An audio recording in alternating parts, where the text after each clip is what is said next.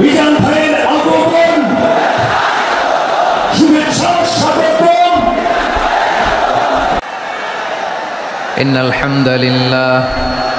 إن الحمد لله نحمده ونستعينه ونستغفره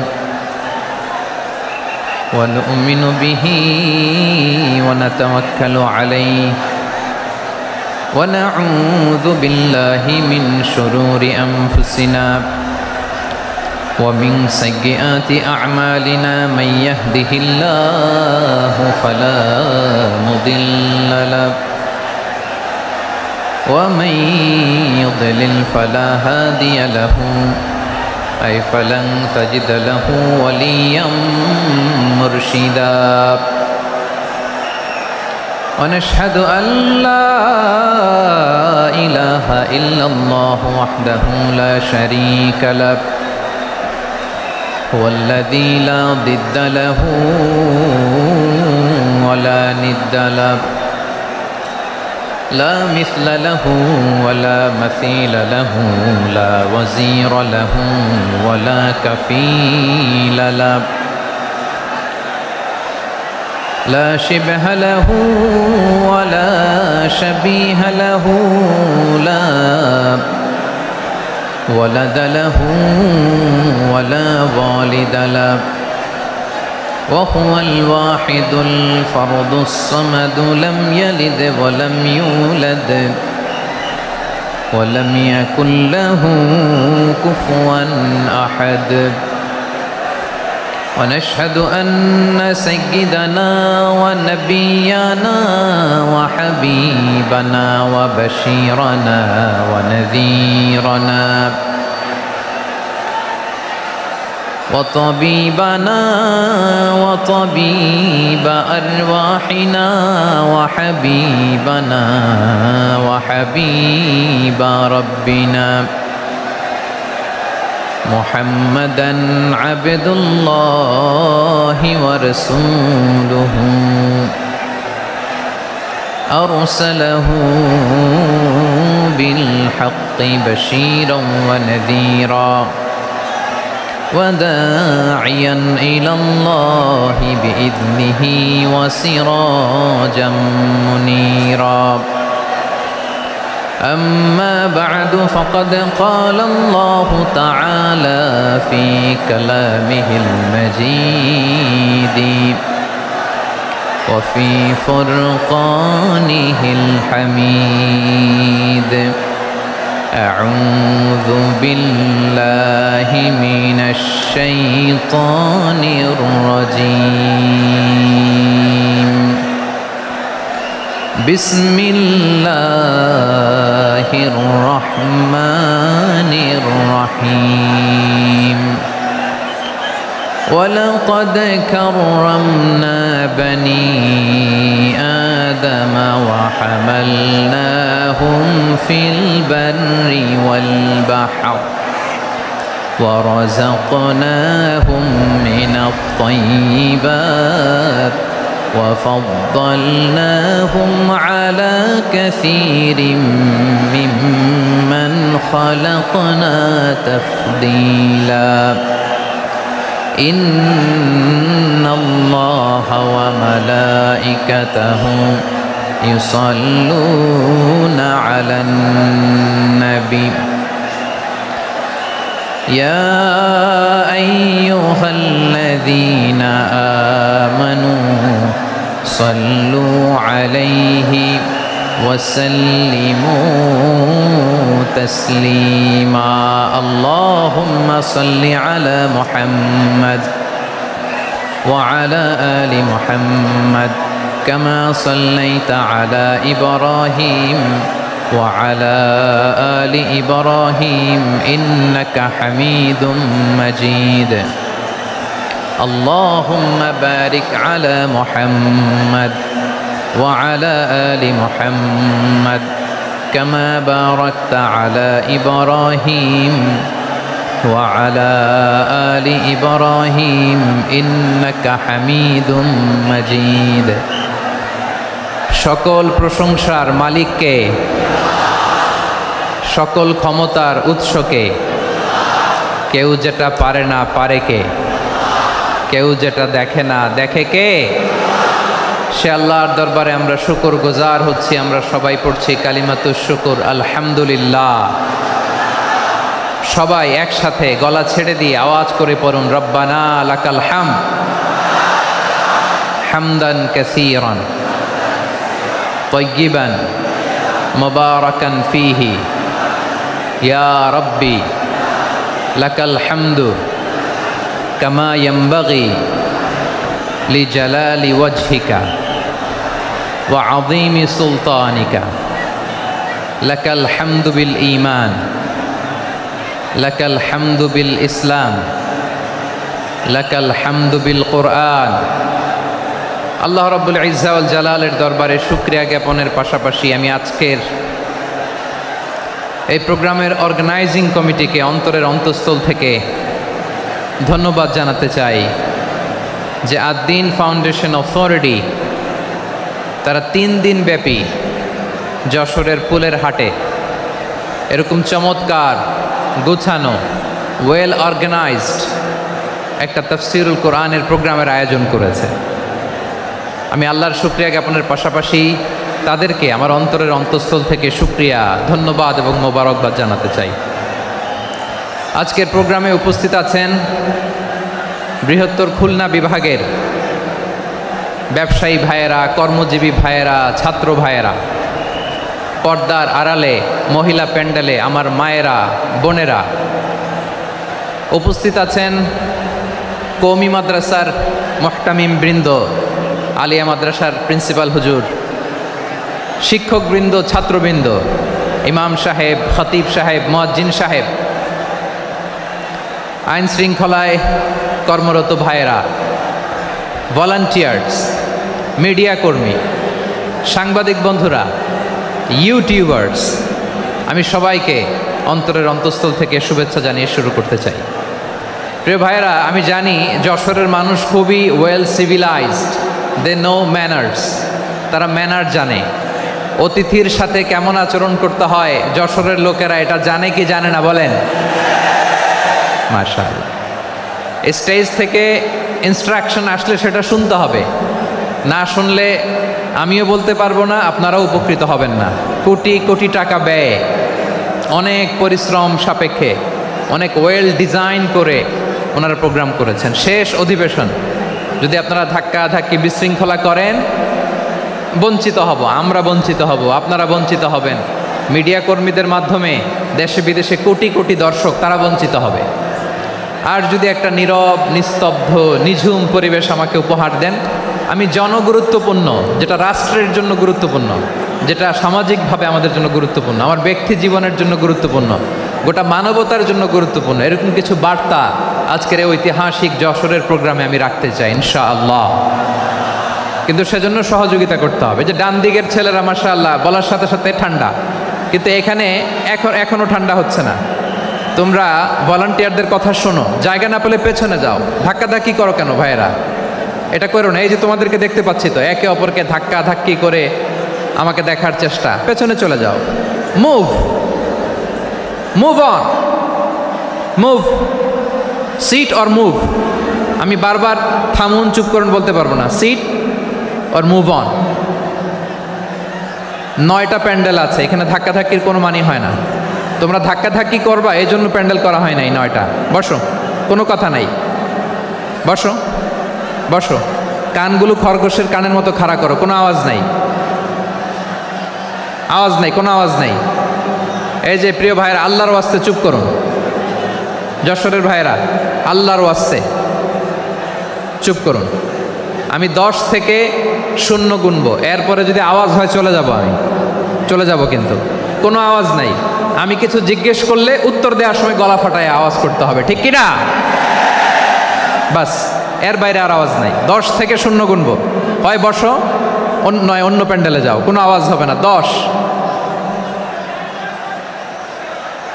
9, 8, 7,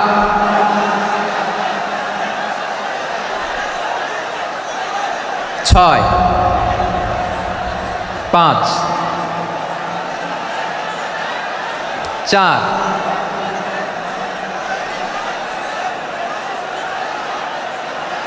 3,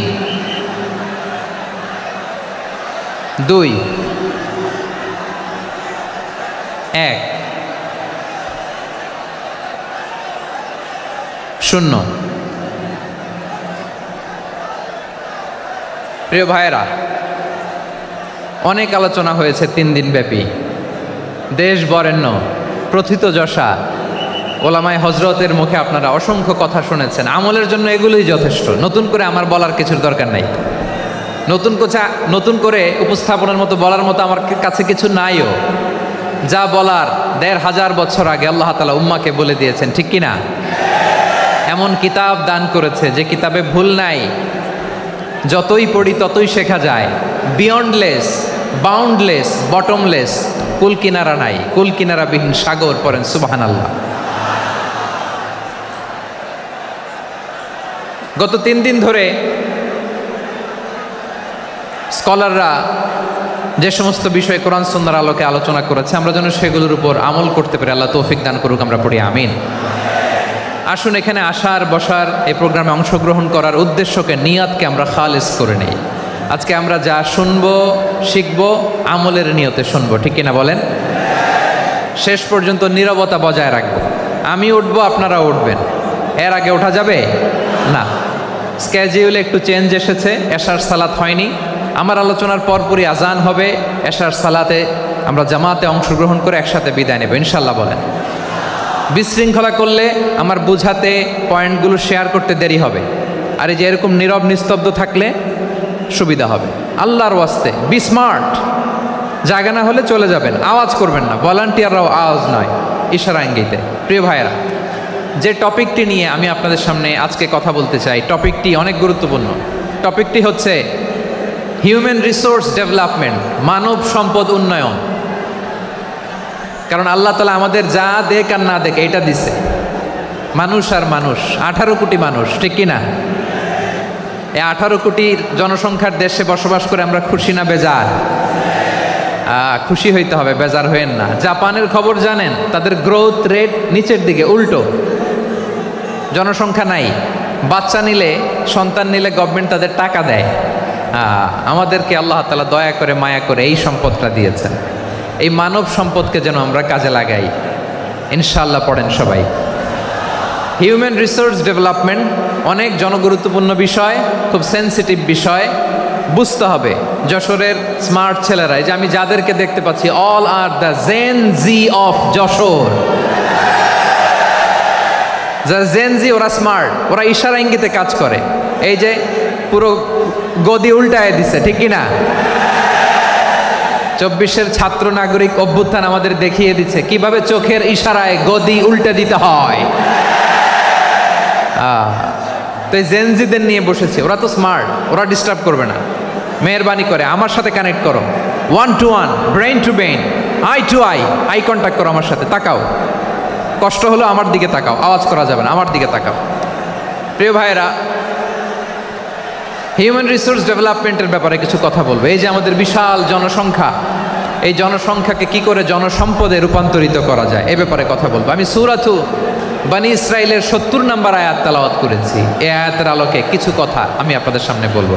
আল্লাহ তাআলা ইরশাদ করছেন, ওয়ালাকাদ কাররামনা বনী আদম ওয়া হামালনাহুম ফিল বাররি ওয়াল বাহরি ওয়া রাযাকনাহুম মিনাত তাইয়্যিবাত ওয়া ফাদ্দালনাহুম আলা কাসীরিম মিম্মান খালাকনা তাফদীলা।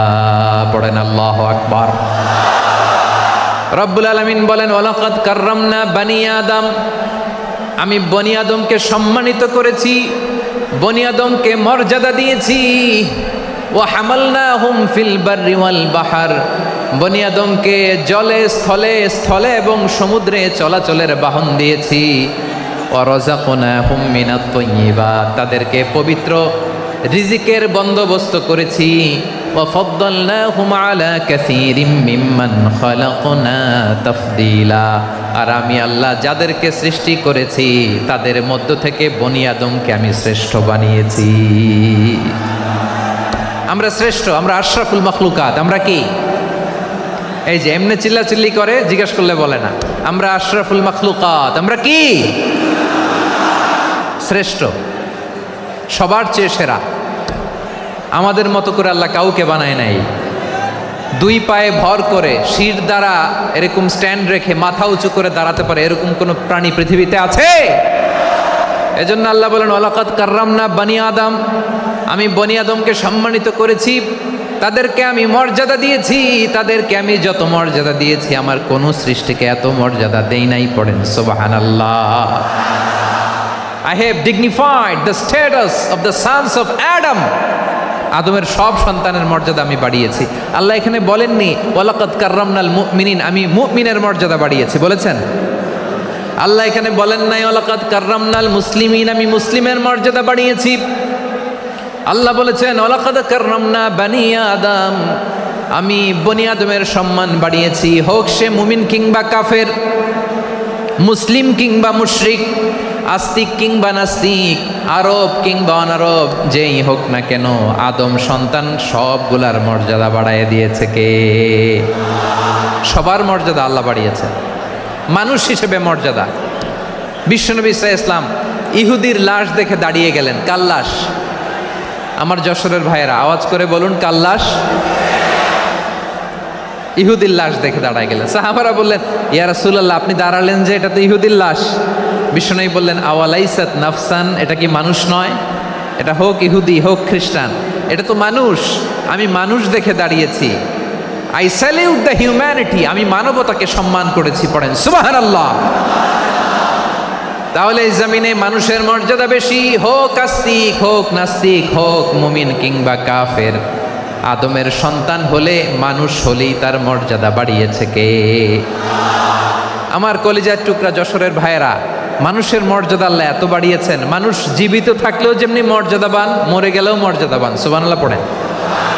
মানুষ মরে গেলে এই ডেড বডিটা কি হয়? পচে যায়, গলে যায়, মাটির সাথে মিশে যায়। তাই বলে আপনি ডেড বডির সাথে যাচ্ছে তাই করতে পারবেন না। পারবেন? কেউ যদি অন্যায় করে তাকে যদি আপনি শাস্তির আওতায় আনেন, যা মনে চায় করতে পারবেন না। তারা আগুন দিয়ে পোড়াতে পারবেন না, নাক কাটতে পারবেন না, কান কাটতে পারবেন না, অঙ্গ বিকৃতি করতে পারবেন না। কারণ মানব জাতির মর্যাদা স্বয়ং দিয়েছে কে? ডেড বডি পচে যাবে, গলে যাবে। তারপরে ইসলাম বলে না, খবরদার, এই মরা লাশটারও একটা মর্যাদা আছে না নাই? ইসলাম বলে এই লাশটা গলে যাবে, পচে যাবে, কিন্তু এটার অমর্যাদা করো না। কর্পূর দিয়ে, খেজুর পাতা দিয়ে, এটাকে ওয়ার্ম ওয়াটার দিয়ে, গরম পানি দিয়ে ধৌত করো। সাদা শুভ্র ধবধবে কাপড় দিয়ে লাশটাকে তুমি কাভার করো। তারপরে খাটিয়ার মধ্যে লাশটাকে রেখে বিশাল একটা প্রোগ্রাম করো, একটা ফিউনারাল প্রোগ্রাম করো। ওই প্রোগ্রামের ডানে বায়ে পেছনে লাশটারে রাখলে হবে না, প্রোগ্রামের একেবারে সামনটাতে তুমি লাশটাকে রাখো। সুবহানাল্লাহ। একটা ফিউনারাল প্রোগ্রাম করতে হবে, তাকে শেষ বিদায় জানাতে হবে, যেটাকে আমরা জানাজা বলি। কি বলি? জানাজা মানে মাইয়েতের জন্য দোয়া, তার জন্য দোয়া করা হয়। তাকে একটা সিস্টেমেটিক অর্ডারে কবরে রাখা হয়, সুন্দরভাবে সেটাকে কবরস্থ করা হয়, মাটি দেয়া হয়, পানি দেয়া হয়। তার মানে মরে গেলেও মানুষের সম্মান বাড়ায় দিয়েছে কে? এজন্য আল্লাহ বললেন ওয়ালাকাদ কাররামনা বানি আদম, বনি আদমের সম্মান মর্যাদা আমি আল্লাহ বাড়িয়ে দিয়েছি। মানুষের সম্মানে তুমি কখনো আঘাত করো না, ঠিক কি না? তাহলে ভাই, প্রথম মেসেজ হচ্ছে the first and foremost message tonight to the people of Jessore. Allah বলেন I have dignified the status of son of Adam, আমি বনি আদম সবার মর্যাদা বাড়িয়ে দিয়েছি। হোক আস্তিক নাস্তিক, হোক কাফের কিংবা মুশরিক, তার মর্যাদা বাড়াই দিছে কে? যখন বন্যা হয় আমরা ত্রাণ নিয়ে যাই, আমরা শুধু মুসলমানদেরকে ত্রাণ দেই নাকি? হ্যাঁ, আমরা মুসলমানকেও দেই, অমুসলমানকেও দেই, হিন্দুকেও দেই, বৌদ্ধকেও দেই। যেখানেই মানবতা বিপন্ন সেখানে ইসলামের হেল্পিং হ্যান্ড আছে না নাই? সুবহানাল্লাহ। কি দিন আমরা পেয়েছি, কি বিধান আমরা পেয়েছি। ওয়ালাকাদ কাররামনা বানি আদম, আমি বনি আদমকে সম্মানিত করেছি। এরপর আল্লাহ বললেন ওয়া হামালনাহুম ফিল বাররি ওয়াল বাহর, মানুষকে স্থলে এবং সমুদ্রে চলাচলের বাহন আমি দিয়েছি। স্থলে কিভাবে চলবে, জলে কিভাবে চলবে, এই বাহনের ব্যবস্থা করেছে কে? এই জেনজি, এই স্যামড়া, ইরাম করতেছো কিসের জন্য? হ্যাঁ, ইরাম করলে চলবি? হ্যাঁ, বস বস বস বস, আওয়াজ করতেছো কেন? দিবা না, কথা বলতে দিবা না আমাকে? তো এইটা বুঝি তোমাদের ভালোবাসার নমুনা? তোমাদের ভালোবাসার কারণে যদি আমি কোথাও দাঁড়াতেই না পারি, কোথাও বসতে না পারি, কোথাও দুটা কথা বলতে না পারি, এই ভালোবাসা দিয়ে কি হবে আমার? বরং ঘামতে ঘামতে ঘর্মাক্ত হব, রক্তাক্ত হব। কিন্তু সেন্ট্রাল থেকে, সেন্ট্রালি যে ইনস্ট্রাকশন আসবে, সেই ইনস্ট্রাকশনের এক চুল আমরা ডানে বায়ে যাব না। এইটা গণজাগরণের জন্য এইটা দরকার, ইসলামী বিপ্লবের জন্য এইটা দরকার। তো আধা ঘন্টা ধরে যদি তোমাদেরকে থামানোই না যায়, এই লস্কর দিয়ে আমি কি করব? আল্লাহর ওয়াস্তে নো নো নো স্লোগান, চুপচাপ একেবারে আমার দিকে তাকাও। আল্লাহ বললেন ওয়া হামালনাহুম ফিল বাররি ওয়াল বাহর, জলে স্থলে আমি চলাচলের যানবাহনের ব্যবস্থা করেছি। আমরা স্থলে ঘোড়ার উপরে চড়ি, উটের উপরে চড়ি, গাড়ির উপরে চড়ি। এই যে গাড়ির ইঞ্জিন বানাইছি আমরা, এটার মেধা দিয়েছে কে? আবার সাগরের মধ্যে আমরা নৌযান, জলযান, বড় বড় জাহাজ দিয়ে এক মহাদেশ থেকে আরেক মহাদেশ যাই, এক দেশ থেকে মালামালগুলো আরেক দেশে পাঠাই। সাগরের ভেতরে নৌকাগুলোরে ধরে রাখলো কে? والفلك التي تجري في البحر بما ينفع الناس, মানুষের উপকার আছে এরকম সরঞ্জামাদি নিয়ে সাগরের উপরে বিশাল বিশাল জলযানগুলো চলে। এগুলো ডুবে যায় না, কাত হয়ে যায় না, পড়ে যায় না। এগুলোকে স্থিতিস্থাপকতাকে ঠিক করে রাখলো কে? আপনারা জাহাজ দেখেছেন? জাহাজ, হ্যাঁ, বাড়ি চট্টগ্রাম হইলে দেখতে পারতেন। দেখছেন? বিশাল বিশাল জাহাজ, বিশাল জাহাজ মালামাল নিয়ে এক মহাদেশ থেকে আরেক মহাদেশে যায়। গত মাসে আমার জাপান সফর ছিল। এই যে বাংলাদেশে যে গাড়িগুলো চালান, বেশিরভাগ গাড়ি আসে কিন্তু জাপান থেকে। হাজার হাজার গাড়ি একটা জাহাজ বহন করতে পারে, হাজার হাজার গাড়ি। এটাতে সাগরের মধ্যে ভাসাইলো কে? সবাই বলুন, ভাসালো কে? হাজার হাজার গাড়ি নিয়ে জাপানিজ গাড়িগুলো আমাদের চট্টগ্রামের এয়ারপোর্টের বন্দরে ভিড়ে। যুক্তরাষ্ট্রে আমি দেখেছি বিশাল বিশাল জাহাজ। আপনারা টাইটানিক জাহাজের নাম শুনেছেন? টাইটানিকেরও 8 গুণ 10 গুণ বড়। সুবহানাল্লাহ কইবেন না? টাইটানিক জাহাজের 8 গুণ 10 গুণ বড় একটা জাহাজ আছে, আইকন অফ দ্য সি, আমি দেখে এসেছি। রয়্যাল ক্যারিবিয়ান দেখে এসেছি। সাগরের সামনে জেটিতে যখন দাঁড়ালাম, জাহাজটা যখন যায়, আমার মনে হচ্ছে একটা শহর, গোটা শহর, the entire city is floating on the water. পুরো একটা শহর মনে হয় পানির উপর দিয়ে ভেসে যাচ্ছে। পড়েন সুবহানাল্লাহ। এই যে আইকন অফ দ্য সি, এই ক্রুজ, এই জাহাজটা, এটার ভিতরে স্টেডিয়াম আছে। কিসের ভিতরে স্টেডিয়াম? কথা বুঝে নাই বোধহয়। স্টেডিয়াম কিসের ভিতর? সুইমিং পুল আছে, শপিং মল আছে, রেস্টুরেন্ট আছে, ক্লাব আছে, 3000 4000 রুম বিশিষ্ট, কক্ষ বিশিষ্ট হোটেল আছে। এই সবগুলোর নিয়ে এগুলো চলে সাগরের এই দোলার মধ্যে, জলোচ্ছ্বাসের মধ্যে। এই সাগরের ভেতরে এই জাহাজগুলোর ভাষায় রাখছে কে?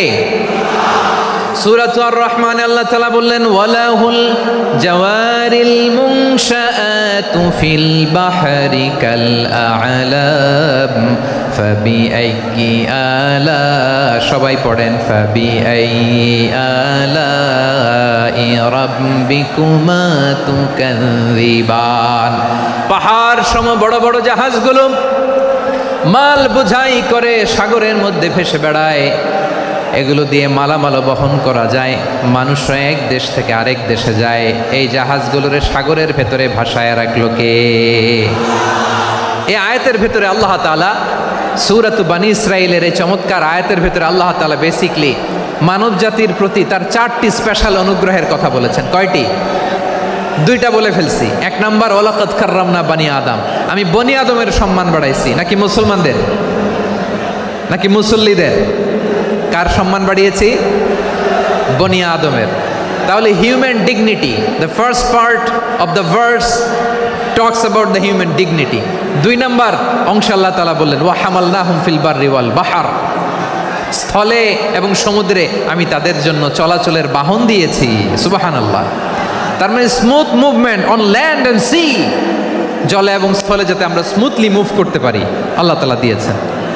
তিন নম্বর আল্লাহ তাআলা বললেন ওয়া রাযাকনাহুম মিনাত তাইয়্যিবাত, মানুষের জন্য আমি পবিত্র রিজিকের ব্যবস্থা করেছি। জলে এবং স্থলে যত প্রাণী আছে সবগুলা প্রাণীকে রিজিক দেয় কে? আমাদেরকে রিজিক দেয় কে? সাগরের মাছগুলোকে, বড় বড় তিমি মাছগুলোরে রিজিক দেয় কে? বাতাসের মধ্যে ভেসে বেড়ানো বড় বড় পাখিগুলো, স্ক্যান্ডিনেভিয়ান কান্ট্রি থেকে লক্ষ লক্ষ কোটি কোটি পাখিগুলো যে এক দেশ থেকে আরেক দেশে ট্রান্সফার হয়, এগুলোর রিজিক দেয় কে?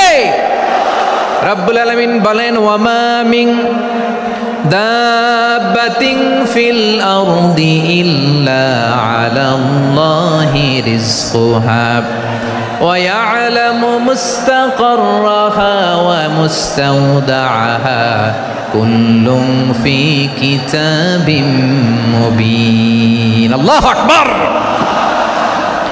রব্বুল আলামিন বলেন ভূপৃষ্ঠে বিচরণশীল যত প্রাণী আছে সব প্রাণীগুলোকে আমি আল্লাহ আমার নিজের কুদরতে রিজিকের বন্দোবস্ত করি। এই প্রাণীগুলো কোথায় থাকে, কোথায় যায়, সব জায়গায় আমি রিজিক পৌঁছে দেই। রিজিক কেউ দিতে পারে না, রিজিকের মালিক কে? রিজিকের মালিক তিনি আল্লাহ।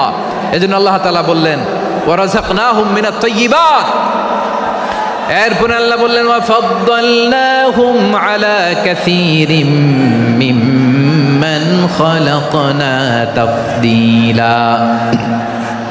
আমি যত প্রাণী সৃষ্টি করেছি সকল প্রাণীর মধ্যে মানুষের মর্যাদা, শ্রেষ্ঠত্ব আমি দিয়েছি। সুবহানাল্লাহ পড়েন। তাহলে এক নম্বরে আল্লাহ বললেন আমি বনি আদমের মর্যাদা বাড়ালাম। এরপরে বললেন স্থলে এবং সমুদ্রে চলাচলের জন্য যানবাহন দিলাম। তিন নম্বরে আল্লাহ বললেন পবিত্র রিজিকের ব্যবস্থা করে দিলাম। এরপরে আল্লাহ বললেন যত প্রাণী আছে, সৃষ্টি আছে, সবগুলার উপরে আমি মানুষকে শ্রেষ্ঠত্ব দিলাম। সুবহানাল্লাহ। তাহলে সবচেয়ে বেশি শ্রেষ্ঠত্ব মানুষের। কার? মানুষের। শুধু তাই নয় প্রিয় ভাইরা, আকাশ এবং জমিনে যা কিছু আছে সব কিছু মানুষের জন্য, মানুষের কল্যাণে, মানুষের প্রয়োজনে, মানুষের বশীভূত করে সৃষ্টি করেছেন কে? রব্বুল আলামিন বলেন হুয়াল্লাযী খালাকা লাকুম মা ফিল আরদি জামিআ। এই জমিনের মধ্যে যা কিছু আমি আল্লাহ সৃষ্টি করেছি সব কিছু আমি মানুষের জন্য সৃষ্টি করেছি। পড়েন সুবহানাল্লাহ। হুয়াল্লাযী খালাকা লাকুম মা ফিল আরদি জামিআ, যা আছে সব আমাদের জন্য, সব আমাদেরকে সার্ভিস দেওয়ার জন্য, আমাদের উপকারের জন্য, আমাদের কল্যাণের জন্য। আওয়াজ করে সবাই পড়ুন আল্লাহু আকবার। অন্য আয়াতে আল্লাহ বললেন ওয়াসাখখারা লাকুম মা ফিস সামাওয়াতি ওয়া মা ফিল আরদি জামিআম মিন ইন্না ফি যালিকা লাআয়াতিন লিকাউমিন ইয়াতাফাক্কারুন।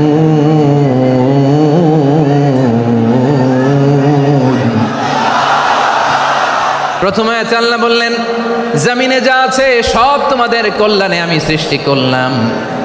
এরপরে আল্লাহ বললেন আকাশেও যা আছে সব তোমাদের জন্য সৃষ্টি করলাম, তোমাদের অনুগত বানায় দিলাম। পড়েন সুবহানাল্লাহ। মানুষের কি ব্রেইন দেখেন, মানুষ জমিন ছেড়ে আকাশে চলে যায়। পাখি দেখে মানুষের শখ হলো পাখি যেহেতু উঠতে পারে আমরাও পারবো।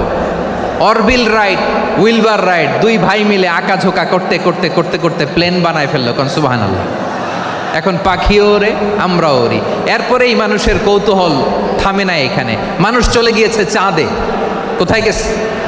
এখন কিন্তু চাঁদে জমি বিক্রি হয় জানেন। পৃথিবী নিয়ে মারামারি শেষ। রাশিয়া আমেরিকা এখন ধরছে চাঁদ আর মঙ্গল গ্রহ। এখন চাঁদে জমি বিক্রি হয়, মঙ্গলে জমি বিক্রি হয়। এই চাঁদ, মঙ্গল, বৃহস্পতি, শনি সব আল্লাহ তাআলা আমাদের জন্য বানিয়েছেন। সুবহানাল্লাহ পড়েন। মানুষ সাগরের উপরে চড়ে, শূন্যে ভেসে বেড়ায়, পাহাড় কেটে সুড়ঙ্গ বানায়, টানেল বানায়। মানুষ ব্রডব্যান্ডের লাইন নিয়ে যায় সাগরের ভেতর দিয়ে, এক দেশ থেকে আরেক দেশে, এক মহাদেশ থেকে আরেক মহাদেশে। সুবহানাল্লাহ পড়েন। তার মানে গোটা বিশ্বের সব কিছুর উপরে control, superiority over all creatures, সব কিছুর উপর কন্ট্রোল, মনিটরিং, নিয়ন্ত্রণ, এটা প্রতিষ্ঠা করে দিয়েছে কে? এজন্যই মানুষের শ্রেষ্ঠত্ব। ওয়ালাকাদ কাররামনা বানি আদম, আমি বনি আদমের সম্মান বাড়িয়েছি, মর্যাদা আমি বাড়িয়ে দিয়েছি এই কারণে, কারণ মানুষ সব কিছুর উপর নিয়ন্ত্রণ নিতে পারে। মানুষকে নিয়ে এই কোরআনের সব আলোচনা, মানুষকে নিয়ে এই কোরআনের সব। তাই কোরআনের কেন্দ্রীয় আলোচ্য বিষয় হচ্ছে মানুষ। কোরআনের কেন্দ্রীয় আলোচ্য বিষয় কি? যশোরের ভাইয়েরা বুঝে থাকলে সবাই বলবেন, কোরআনের কেন্দ্রীয় আলোচ্য বিষয় কি? এই যে আমি মূল আলোচনায় যাচ্ছি এখন। কেন মানুষ কোরআনের কেন্দ্রীয় আলোচ্য বিষয়? যশোর, আওয়াজ করে বলো, কোরআনের কেন্দ্রীয় আলোচ্য বিষয় কি? মানুষ। এই মানুষ কোরআনের কেন্দ্রীয় আলোচ্য বিষয়। মানুষকে আল্লাহ স্বাধীনতা দিয়েছেন। ফামান শাআ ফালইউমিন ওয়া মান শাআ ফালইয়াকফুর। চাইলে মুমিন হতে পারো, চাইলে কাফের হতে পারো, তোমার ইচ্ছা। তবে জেনে রাখো, মুমিন হলে পাবা জান্নাত, কাফির হলে পাবা জাহান্নাম। নাও দ্য ডিসিশন ইজ ইয়ার্স। সিদ্ধান্ত তোমার, জান্নাতে যাবা না জাহান্নামে যাবা। যশোরের ভাইয়ের আওয়াজ করে বলুন, কই যেতে চান, জান্নাতে না জাহান্নামে? ডান দিকে না বাম দিকে? ডানপন্থী না বামপন্থী? চিল্লা চিল্লি না চুপচাপ? চুপচাপ কয়ে আবার চিল্লাচিল্লি শুরু করেছে। মাশাআল্লাহ, গুরুত্বপূর্ণ কথা বাকি আছে, আমাকে সহযোগিতা করতে হবে। মাশাআল্লাহ, এই তো ঠান্ডা হয়েছে। হ্যাঁ, ঠিক আছে ঠিক আছে ঠিক আছে। মানুষকে আল্লাহ এত স্বাধীনতা দিয়েছেন, মানুষ চাইলে অনেক ভালো হইতে পারে। ভালোর রাস্তাও খোলা, খারাপ হওয়ার রাস্তাও খোলা। ভালো হইলে মানুষ অনেক ভালো, খারাপ হইলে অনেক খারাপ। ভালো হইলে সবচেয়ে ভালো, খারাপ হইলে সবচেয়ে খারাপ।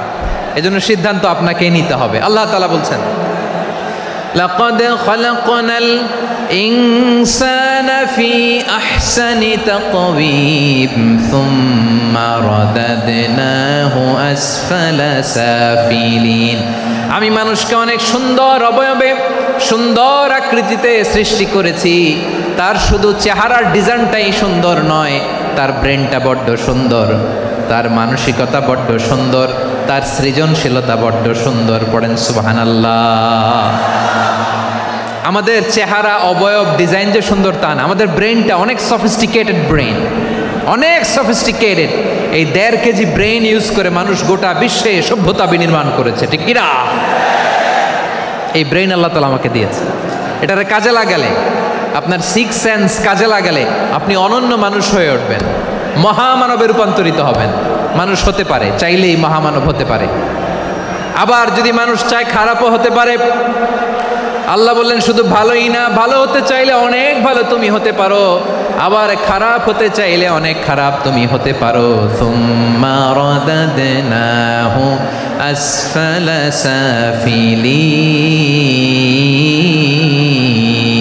সাফিলিন। খারাপ হলে একেবারে খারাপ হতে পারো, নিকৃষ্ট হলে একেবারে নিকৃষ্ট হতে পারো, ভালো হলেও ভালো হতে পারো। কোন সুবহানাল্লাহ। এবার আওয়াজ করে বলুন, ভালো হতে চাই না খারাপ? শ্রেষ্ঠ না নিকৃষ্ট? মানুষ ভালো হলে মানুষ ফেরেশতার চেয়েও ভালো, মানুষ খারাপ হলে সে পশুর চেয়েও খারাপ। কথা ঠিক কিনা বলেন? ভালো হলে ফেরেশতার চেয়েও ভালো, খারাপ হলে পশুর চেয়েও নিকৃষ্ট।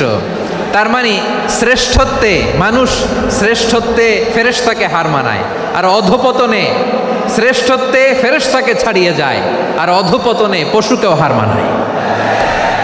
আই রিপিট, আমি আবারও বলছি, মানুষ শ্রেষ্ঠত্বে ফেরেশতাকে ছাড়িয়ে যায়, আর অধপতনে সে পশুকেও হার মানায়। আওয়াজ করে বলতে হবে, ঠিক কি না?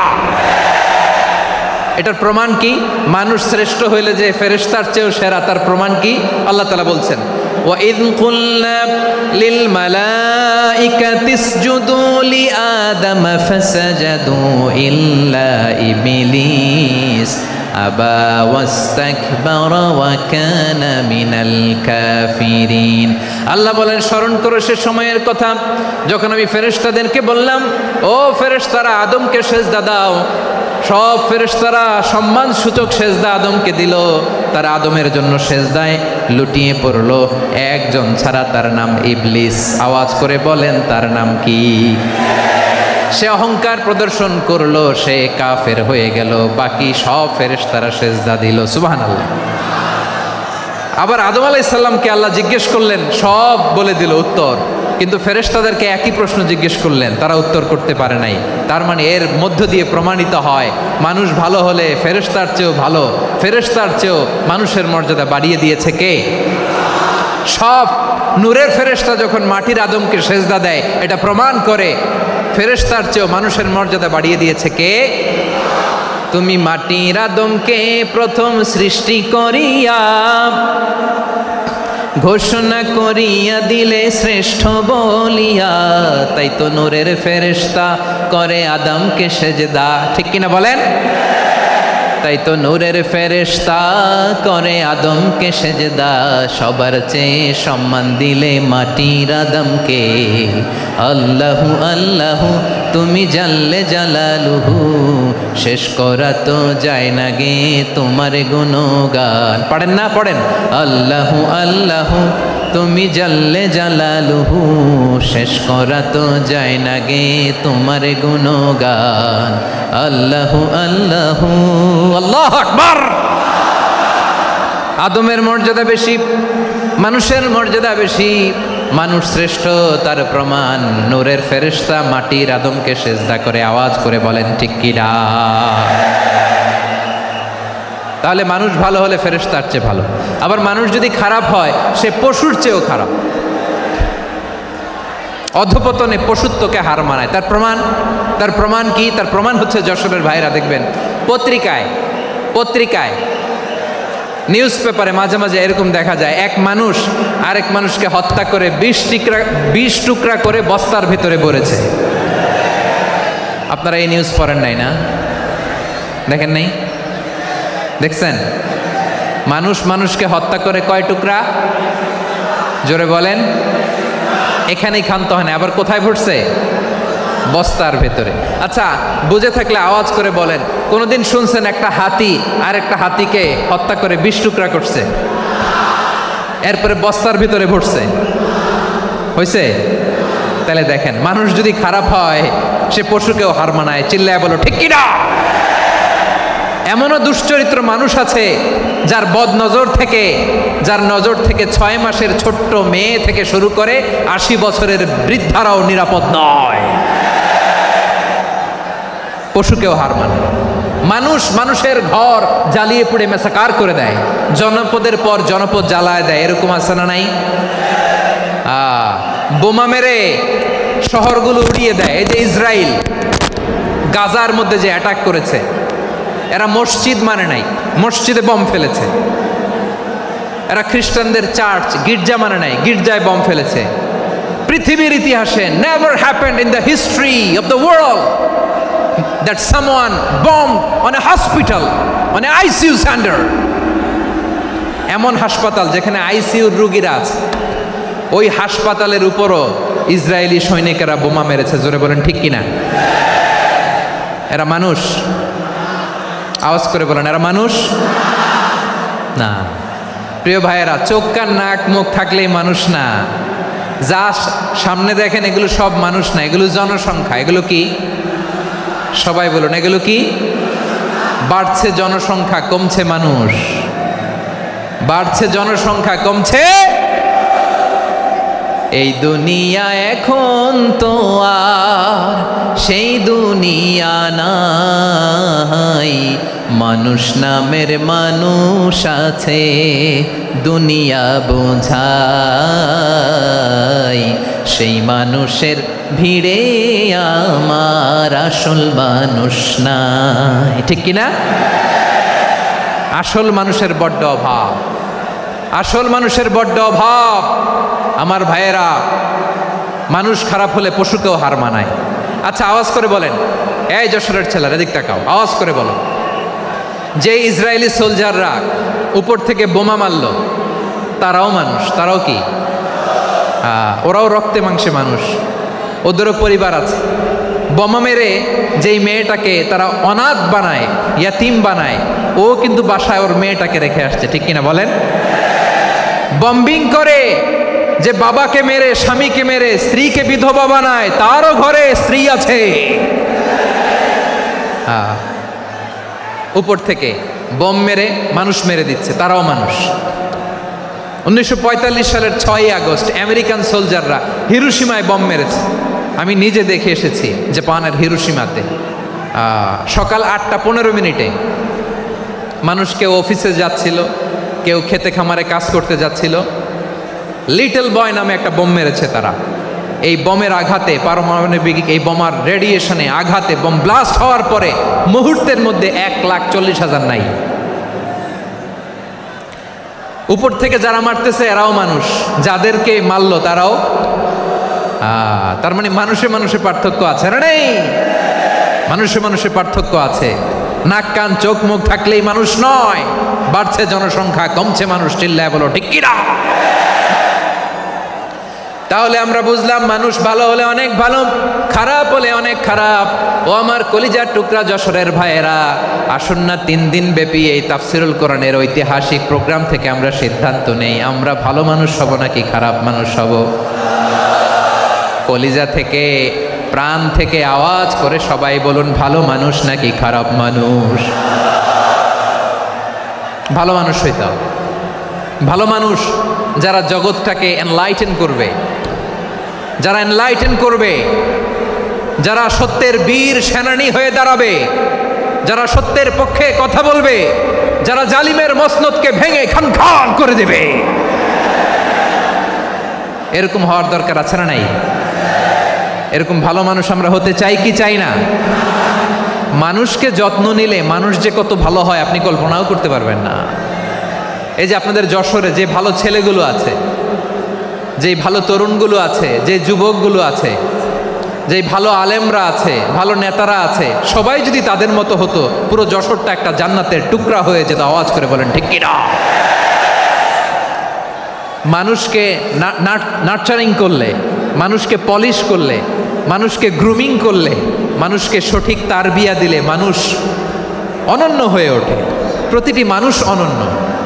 আমি অনন্য, আপনি অনন্য, আমরা সবাই অনন্য। সুবহানাল্লাহ বলেন। মানুষকে আল্লাহ তাআলা দিয়েছেন অসীম ক্ষমতা, অসীম ক্ষমতা। সুবহানাল্লাহ। একটা মানুষ পারে না এমন কিছু নাই, একটা মানুষ পারে না এমন কিছু নাই। বিশ্বাস করতে হবে, মানুষ যা কল্পনা করতে পারে ওইটা মানুষ করে দেখাতে পারে। যশোরের ভাইয়ের, আই রিপিট, আমি আবারও বলছি, এই চিল্লাচিল্লি করলে আমার এই গুরুত্বপূর্ণ কথা তোমরা মিস করবা, মিস করবা। কপাল পড়া হয়েও না, আওয়াজ করে কপাল পড়া হবে না। আমার দিকে তাকাও। মানুষ, মানুষ যা কল্পনা করতে পারে সেটা মানুষ করে দেখাতে পারে। তুমি তোমার কল্পনার রাজ্যকে সাজাও, তোমাকে হারাতে পারে এমন কোন শক্তি আল্লাহর জমিনে নাই। তোমার কি শক্তি, কি সম্ভাবনা তুমি জানোই না মিয়া। তুমি এদিকে তাকাও কেন? তোমার রাস্তা তো ওই দূরে, তুমি কোথায় যাবে, আল্লাহ তোমার টেনে কোথায় নিয়ে যাবে তুমি কিছুই জানো না। প্ল্যান বিগ, ড্রিম বিগ, কল্পনার শক্তিকে বড় করো। মানুষ যা কল্পনা করতে পারে মানুষ তা করে দেখাতে পারে। মানুষের কাছে অসাধ্য কিছু নাই, মৃত্যু ছাড়া, অ্যাকসেপ্ট ডেথ, মৃত্যু ছাড়া মানুষ সব কিছুকে জয় করতে পারে। মৃত্যু ছাড়া যে কোনো অসাধ্যকে সাধন করার ক্ষমতা মানুষকে দিয়ে দিয়েছে কে? হারার জন্য তোমার জন্মই হয় নাই, তোমার জন্ম হয়েছে জিতার জন্য, বিজয়ের জন্য তোমার জন্ম। মানুষের শুরুটাই হয় বিজয় দিয়ে। যশোর, আওয়াজ করে বলো, মানুষের শুরু হয় কি দিয়ে? আমরা যখন আমার পিতার পৃষ্ঠদেশে ছিলাম, পিতার পৃষ্ঠদেশ থেকে শুক্রাণু যখন মায়ের গর্ভদেশে যেয়ে পড়ে, কতটা শুক্রাণু ভ্রমণ শুরু করে জানো? 20 কোটি শুক্রাণু। একবার সিমেন আউট হলে সেখানে 20 কোটি শুক্রাণু থাকে, ভ্রমণ শুরু করে। ওই 20 কোটি শুক্রাণুর মধ্যে থেকে তুমি আমি আজকে এক বিকশিত শুক্রাণু মানব রূপে পৃথিবীতে এসেছি। সুবহানাল্লাহ। ওই 20 কোটি শুক্রাণুর প্রতিযোগিতায় সবাই রে পেছনে ফেলে সেদিন আমি সফল হয়েছিলাম, সেদিন আমি বিজয়ী হয়েছিলাম। সেদিন আমি এত ছোট ছিলাম, মাইক্রোস্কোপ দিয়েও আমার অস্তিত্ব টের পাওয়া যায় না। আমি এত তুচ্ছ ছিলাম, নগণ্য ছিলাম, আমার কান ছিল না, আমার চোখ ছিল না, আমার হাত ছিল না, আমার জন্য রিকমেন্ডেশন করার মতো মামু ছিল না, খালা ছিল না, কেউ ছিল না। তারপরেও ওই প্রতিযোগিতায়, ওই কম্পিটিশনে যখন আমারে কেউ হারাতে পারে নাই, আল্লাহর জমিনেও আমারে কেউ হারাতে পারে না। হারার জন্য তোমার জন্মই হয় নাই, তুমি আসছোই জিতার জন্য। সুবহানাল্লাহ। বিশ্বনবী বলেন, আন্নাসু মাআদিন কামাআদিনি যাহাবি ওয়াল ফিদ্দা খিয়ারুহুম ফিল জাহিলিয়াতি খিয়ারুহুম ফিল ইসলাম। Peoples are like mines of gold and silver. সোনার খনি, রূপার খনি, এর চেয়েও বড় খনি হচ্ছে এই মানব সম্পদের খনি। আওয়াজ করে বলেন আল্লাহু আকবার। আল্লাহ তাআলা এই সম্পদ আমাদেরকে দিছে। বিশ্বনবী বলেন, মানুষ হচ্ছে খনির মতো। খিয়ারুহুম ফিল জাহিলিয়াতি খিয়ারুহুম ফিল ইসলাম। জাহিলি যুগে যারা সেরা, ইসলামেও তারা সেরা। ইদা ফাকুহু, যদি তারা বুঝবান হয় তাহলে তাদেরকে সেরা বানায় দিবে কে? তাহলে মানুষের চেয়ে সেরা কেউ হতে পারে? মানুষের চেয়ে অনন্য কেউ হতে পারে? মানুষকে কেউ হারাতে পারে? আওয়াজ করে বলো, তোমাকে কেউ হারাতে পারবে? এই সাহস জাগছে আজকের আলোচনা থেকে। আমি তুমি অনন্য, আমাকে তোমাকে হারায় দেওয়া এত সহজ না, ঠিক কিনা? একটা কথা জীবনের সাথে সেট করে নিতে হবে, আমি জিতি নয় শিখি, আমি কখনো হারি না। জীবনের সাথে সেট করে নাও, জেনজি অফ জেসর, আমি কখনো হারি না, আমি হয় জিতি নয় শিখি। চিল্লায় বলো ঠিক কিনা? আমি কখনো হারি না, আমার হারানো এত সোজা না। কি সাহস জাগছে? বুকে সাহস জাগছে? তাকবীর পড়ো, লিল্লাহে তাকবীর। তাহলে বিশ্বনবী বললেন, নাসু মাআদিন, মানুষ হচ্ছে খনি। এই ধাক্কা ধাক্কি, আমি জানি এগুলো ভালোবাসার ধাক্কা ধাক্কি, এজন্য আমি সহ্য করে নেই। এগুলো যে ভালোবাসার ধাক্কা ধাক্কি, এটা আমরা বুঝি। পৃথিবীর কোনো আইন, সিকিউরিটি প্রোটোকল দিয়ে এটারে মানানো যাবে না, কারণ এটা তো ভালোবাসা, লাভ। লাভ কোনো আইন কানুন দিয়ে বাধা যায় না, মানানো যায় না, ঠিক কিনা বলো?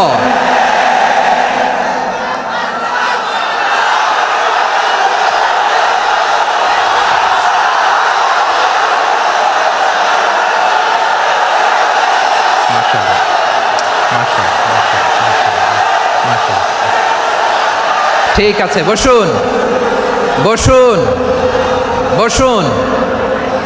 আল নাসু মাআদিন, মানুষ হচ্ছে খনি। এই খনির যত্ন নিতে হবে। আমার মা বাবা যারা এসেছেন, আপনার ছেলে মেয়ের যত্ন নেন। আপনার ছেলের মধ্যে যে কি পটেনশিয়াল আপনি জানেন না। আপনার এই ছোট্ট অবুজ ছেলেটাই আগামী দিনের শায়েখ আহমদুল্লাহ হবে। আপনার হেফজখানায় পড়া ওই ছোট্ট ছেলেটাই আগামী দিনের আল্লামা মামুনুল হক হবে। আপনার ওই ছেলেটা আমির হামজা হবে, আব্দুল হাই সাইফুল্লাহ হবে। এভাবে বড় বড় আলেম হবে, তারা যুগশ্রেষ্ঠ আলেম হবে। সেই একদিন এই বাংলাদেশের পার্লামেন্টে যে বক্তব্য দিয়ে যশোরের পক্ষে কথা বলবে। আপনি জানেন না, কাউকে ছোট করবেন না আপনি, ওর কনফিডেন্স আপনি কমাবেন না, আপনি কমাতে পারেন না। প্যান্ডেলে আমার যে মা বোনেরা আছেন, ছেলে মেয়েদেরকে কখনো ছোট করে কথা বলবেন না। ও যে কোথায় যাবে আপনি জানেন না, আপনি মা হয়ে তাকে সাহস দিবেন, তার কল্পনার জগৎটাকে সাজাতে তাকে উৎসাহিত করবেন, ঠিক কিনা বলেন? আর আমার প্যান্ডেলের আমার প্রিয় শ্রদ্ধাশীলা মায়েরা বোনেরা, আপনারা তো আরো দামি সম্পদ। বিশ্বনবী বলেন, আর দুনিয়া কুল্লু হামাচা। আল্লাহ আল্লাহ আল্লাহ, বিশ্বনবীর কথার ওজন দেখেন। আর দুনিয়া কুল্লু হামাচা ওয়া খায়রু মাতাঈদ দুনিয়াল মারআতুস সালিহা। বিশ্বনবী বলেন, দুনিয়ায় যা দেখো সব আল্লাহর দেওয়া অ্যাসেট, মানে সম্পদ। আর এত অ্যাসেটের ভিড়ে সবচাইতে শ্রেষ্ঠ সম্পদ হচ্ছে নেককার নারী। সুবহানাল্লাহ। ভাইয়েরা, বোনের সাথে খারাপ আচরণ করো না। সন্তান, মায়ের সাথে খারাপ আচরণ করো না। আমাদের মায়েরা আমাদের asset, they are our priceless asset. কারণ এই মায়েদের পেটে এসেছে আল্লাহর ওলিরা। এই মায়েদের পেটে এসেছে খান জাহান আলী, এই মায়ের পেটে এসেছে শাহজালাল ইয়ামানি, এই মায়ের পেটে এসেছে আল্লাহর সব নবীরা। নাকি নবীরা আকাশ থেকে ধপ করে জমিনে নেমে আসছে? মায়ের পেটে আসছে। এই মায়ের পেটগুলো খনি। আমার সম্মানিতা মায়েরা, বোনেরা, নিজেকে ইসলাম দিয়ে সাজান, নিজেকে ইসলাম দিয়ে সাজান, নিজেকে পবিত্র রাখুন, নিজের আব্রু ইমান ইজ্জতের হেফাজত করুন, কোরআন পড়ুন, সুন্নাহ পড়ুন। আপনি জানেন না আপনার গর্ভে কে আসছে, কোন ক্ষণজন্মা পুরুষকে আল্লাহ তাআলা আপনার গর্ভে পাঠাবে আপনি জানেন না। মায়েরা, নিজেদেরকে পবিত্র রাখুন, ইসলাম চর্চা করুন, কোরআন চর্চা করুন, নৈতিকতা দিয়ে নিজেকে সাজান। যশোরের জেনজি, নিজেদেরকে প্রস্তুত রাখো আগামীর বাংলাদেশের জন্য। নৈতিকতা, মোরালিটি, ভ্যালিউজ দিয়ে নিজেকে সাজাও, ইসলাম দিয়ে নিজেকে সাজাও, কারণ আগামীর বাংলাদেশ ইসলামের বাংলাদেশ। বাংলাদেশের আসল পরিচয় ইসলাম। বাংলাদেশের আসল পরিচয় কি? সবাই বলে না। বাংলাদেশের আসল পরিচয় কি? এই ইসলাম নিয়ে আমরা সংসদ ভবন সাজাবো, রাজি আছি না নাই? শেকড় ভুলে যাওয়া যাবে না। আমরা ধাপে ধাপে শারিয়া আইনের দিকে যাব ইনশাআল্লাহ, কিন্তু জঙ্গিবাদ দিয়ে নয়, কট্টরপন্থা দিয়ে নয়। আমরা ইন্টেলেকচুয়ালি, গ্রাজুয়ালি, ধাপে ধাপে শারিয়া আইনের দিকে মুভ করব ইনশাআল্লাহ। বলো লিল্লাহি তাকবীর। এদেশের আসল পরিচয় সবাই বলে না, আওয়াজ করে, এদেশের আসল পরিচয়। এদেশে আজান শুনে সূর্য ওঠে শহর গ্রামে, এদেশে আজান শুনে সূর্য ডুবে সন্ধ্যা নামে, এদেশে সকল কাজে সবাই বলে বিসমিল্লাহ, এদেশে ভালো কিছু দেখে শুনে হাসি মুখে সবাই বলে মাশা আল্লাহ, সুবহানাল্লাহ সুবহানাল্লাহ সুবহানাল্লাহ সুবহানাল্লাহ সুবহানাল্লাহ সুবহানাল্লাহ সুবহানাল্লাহ সুবহানাল্লাহ। ও নবীন তরুণ, তোমার কিসের এত ভয়? জেনে রেখো বাংলাদেশের আসল পরিচয়। বাংলাদেশের আসল পরিচয় ইসলাম। আওয়াজ তুলে বলো, আসল পরিচয় কি? এদেশে পরস্পরে দেখা হলে দেয় সালাম, এদেশে আমজনতার হৃদয় জুড়ে পাক্কালাম, ঠিক না? এদেশে বিপদ এলে সর্বজনে সর্বক্ষণে দোয়া পড়ে ইন্না লিল্লাহ সুবহানাল্লাহ সুবহানাল্লাহ সুবহানাল্লাহ সুবহানাল্লাহ। এদেশে আজান শুনে সূর্য ওঠে শহর গ্রামে, এদেশে আজান শুনে সূর্য ডুবে সন্ধ্যা নামে, এদেশে সকল কাজে সবাই বলে বিসমিল্লাহ, এদেশে ভালো কিছু দেখে শুনে হাসি মুখে সবাই বলে মাশা আল্লাহ সুবহানাল্লাহ। আওয়াজ করে সুবহানাল্লাহ সুবহানাল্লাহ সুবহানাল্লাহ সুবহানাল্লাহ। সবাই একসাথে সুবহানাল্লাহ সুবহানাল্লাহ সুবহানাল্লাহ সুবহানাল্লাহ। এদেশের আসল পরিচয় কি? আওয়াজ করে বলতে ভয় লাগে। এদেশের আসল পরিচয় কি? ইসলাম দিয়ে আমাদের সংসদ ভবন চলুক, আমরা চাই কি চাই না? বঙ্গভবনে লা ইলাহা ইল্লাল্লাহর পতাকা উড়ুক, আমরা চাই কি চাই না? প্রতিটি জেলা অফিসে, ডিসি অফিসে লা ইলাহার পতাকা ঝুলুক, আমরা চাই কি চাই না? কারা কারা চাই হাত তুলে আল্লাহরে দেখায়।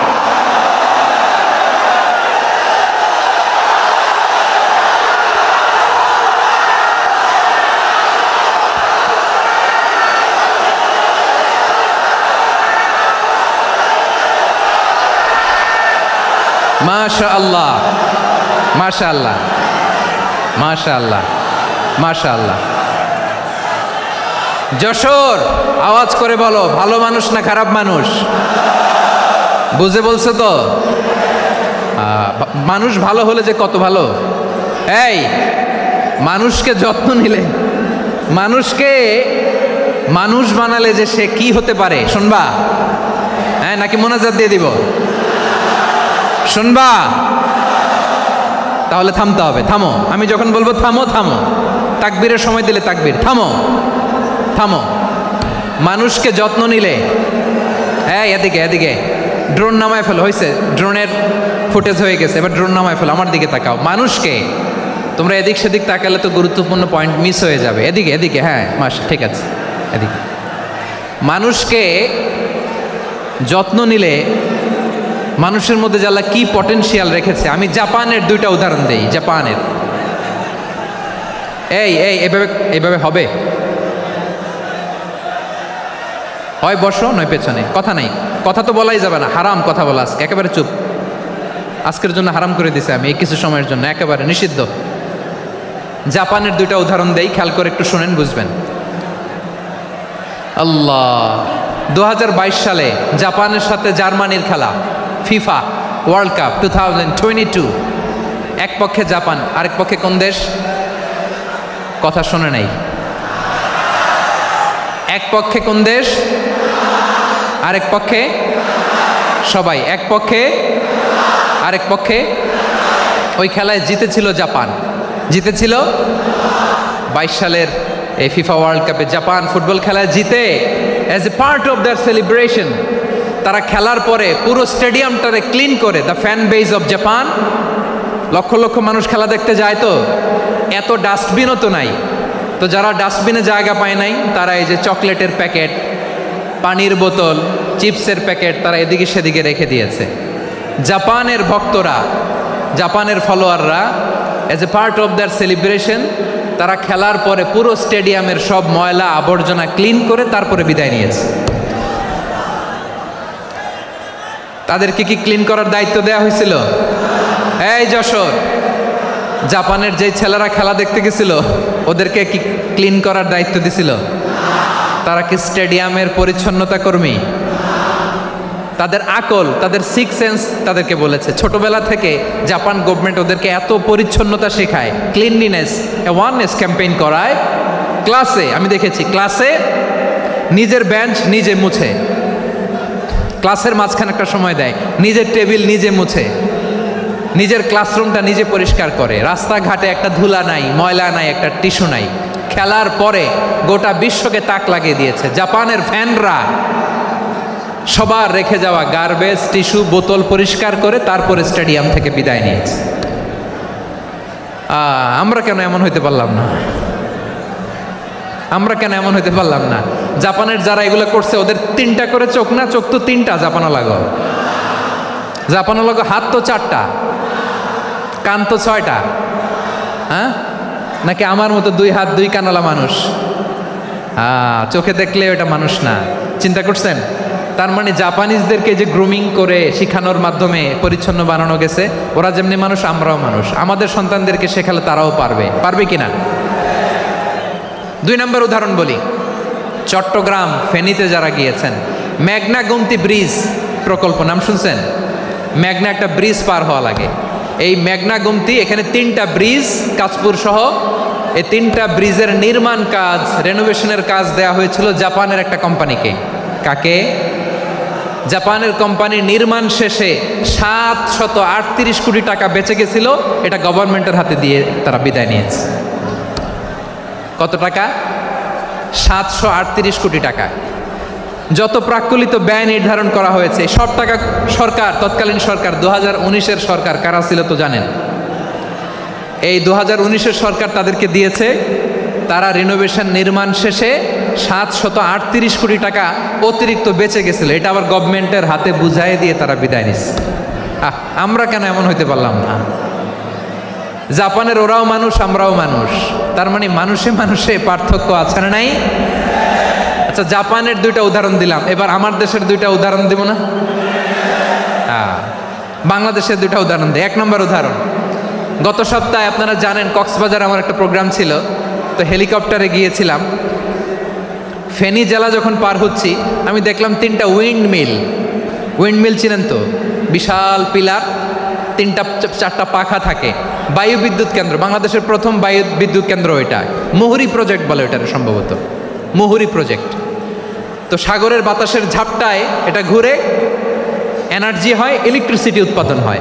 তো আমি পাইলটকে বললাম, ভাই এগুলো থেকে কেমন ইলেকট্রিসিটি উৎপাদন হয়? কয় হুজুর একটুও হয় না, কিছুই হয় না। কিছুই হয় না মানে? বলে হুজুর বাংলাদেশে যত উইন্ড মিল আছে এটার পাখা একটাও ঘুরে না। আল্লাহ, বলেন কি? তাহলে এই যে কোটি কোটি টাকা ব্যয় করে যে উইন্ড মিল, কয় হুজুর ভিতরে ফিটফাট, উপরে ফিটফাট, ভিতরে সদরঘাট। তার মানে কোটি কোটি টাকা দিয়ে এই উইন্ড মিল বানায়, এখানে কিছু নাই। দুর্নীতির আড্ডাখানা, আখড়াখানা বাংলাদেশ, ঠিক কিনা বলেন? হায় রে, জাপানিজরাও মানুষ, আমরাও মানুষ। আমার এক নিকটাত্মীয় সরকারি চাকরিজীবী, উনি আমাকে বললেন, বাংলাদেশের আরেকটা উদাহরণ দেখি।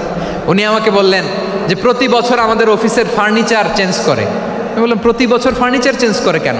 বলে যে ফার্নিচার নতুন পারচেজ করলেই তো ওইখানে টাকা, নতুন কিনতে পারলেই টাকা, নতুন উন্নয়নের সবক শোনাতে পারলেই টাকা। প্রথম আলোর রিপোর্ট, কি আলো? প্রথম আলোর রিপোর্ট, গত 15 বছরে উন্নয়নের নামে লুটপাট হয়েছে প্রায় 3.25 লাখ কোটি টাকা। কার রিপোর্ট? আমাদের বানানো কথা। প্রথম আলোর রিপোর্ট। গত 15 বছরে কারা ছিল জানেন তো? হ্যাঁ, শুধু ওনাদেরকেই দোষ দিয়ে লাভ নাই। স্বাধীনতার পর থেকে শুধু শাসকের হাত বদল হয়েছে, আমরা কিছু পাই নাই, ঠিক কিনা বলেন? শুধু ওনাদের দোষ দিয়ে কি লাভ? একদল খাইছে, আরেক দল খাওয়ার জন্য রেডি হয়ে আছে। আমরা এরকম চাই না, জনগণকে ফুটপাতে বসাই দিস। প্রিয় ভাইয়েরা, তাহলে জাপানের মানুষও মানুষ, আমরাও মানুষ। সিদ্ধান্ত আপনার, কোন মানুষ হবেন, ভালো মানুষ না খারাপ মানুষ? আজকের আলোচনার বিষয় হচ্ছে মানব সম্পদের উন্নয়ন, হিউম্যান রিসোর্স ডেভেলপমেন্ট।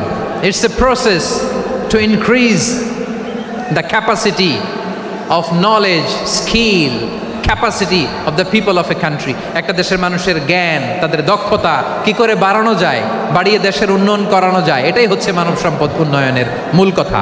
তাহলে মানব সম্পদ হচ্ছে একটা দেশের সবচাইতে শক্তিশালী পুঁজি। প্রাকৃতিক সম্পদ, খনিজ সম্পদের চেয়েও দামি হচ্ছে মানব সম্পদ।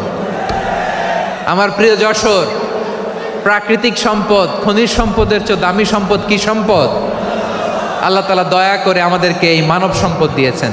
আসুন আমাদের এই মানুষগুলোকে আমরা সোনার মানুষ বানাই। রাজি আছেন তো সবাই? রাজি আছেন?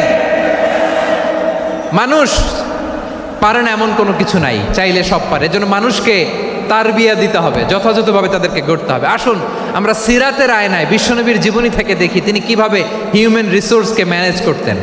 যদি আপনাদের সময় হয়, দু একটা উদাহরণ দিয়ে আজকে আমি আমার আলোচনার বিদায় নিব। হবে সময় হবে কয়েক মিনিট? হ্যাঁ, শান্ত থাকবেন তো? শান্ত থাকবা? হ্যাঁ, ঠিক আছে। এই ধাক্কার মধ্যে ঢুকছে, এবার মজা বুঝতেছো তো? হ্যাঁ, মানা করছিলাম না? ঠিক আছে, টের পাও। হ্যাঁ, ঠিক আছে। যে আওয়াজ করবে আমি ওকে দেখতেছি, কে কে আওয়াজ করে দেখতেছি। শেষ কথা, শেষের দিকে চলে আসছি।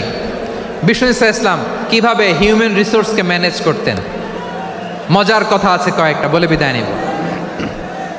বিশ্বনবী কিভাবে এই মানব সম্পদকে ম্যানেজ করতেন? বিশ্বনবী he was a very good talent hunter, চৌকস ট্যালেন্ট হান্টার ছিল। কার মধ্যে কি ট্যালেন্ট আছে দেখলেই বুঝে ফেলতেন। সুবহানাল্লাহ পড়বেন না? কি নবী আমরা পেয়েছি! He was a very good talent hunter. আমার নবী তিনি চৌকস ট্যালেন্ট হান্টার ছিলেন। কার মধ্যে কি প্রতিভা বের করতেন, ওই প্রতিভাকে ইসলামের কল্যাণে কাজে লাগাতেন। সুবহানাল্লাহ বলেন। যাকে যেই জায়গায় সেট করলে ভালো হবে তাকে ওই জায়গায় সেট করতেন।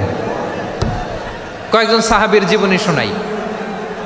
আবু মাহজুরা রাদিয়াল্লাহু তাআলা আনহু, মক্কার মুয়াজ্জিন, আগে ছিল মুশরিক, পরে হয়েছে মুমিন। উনি কিভাবে মুমিন হইলেন এই ঘটনাটা একটু আপনাদের শোনাতে চাই। তা আপনাদের তো সময় নাই হাতে। হ্যাঁ, সময় আছে? এই জেনজি শেষ করে দিল আজকের প্রোগ্রামটা। 1 ঘন্টা ধাক্কা ধাক্কি করে কেমনে দাঁড়ায় আছে আমি বুঝলাম না।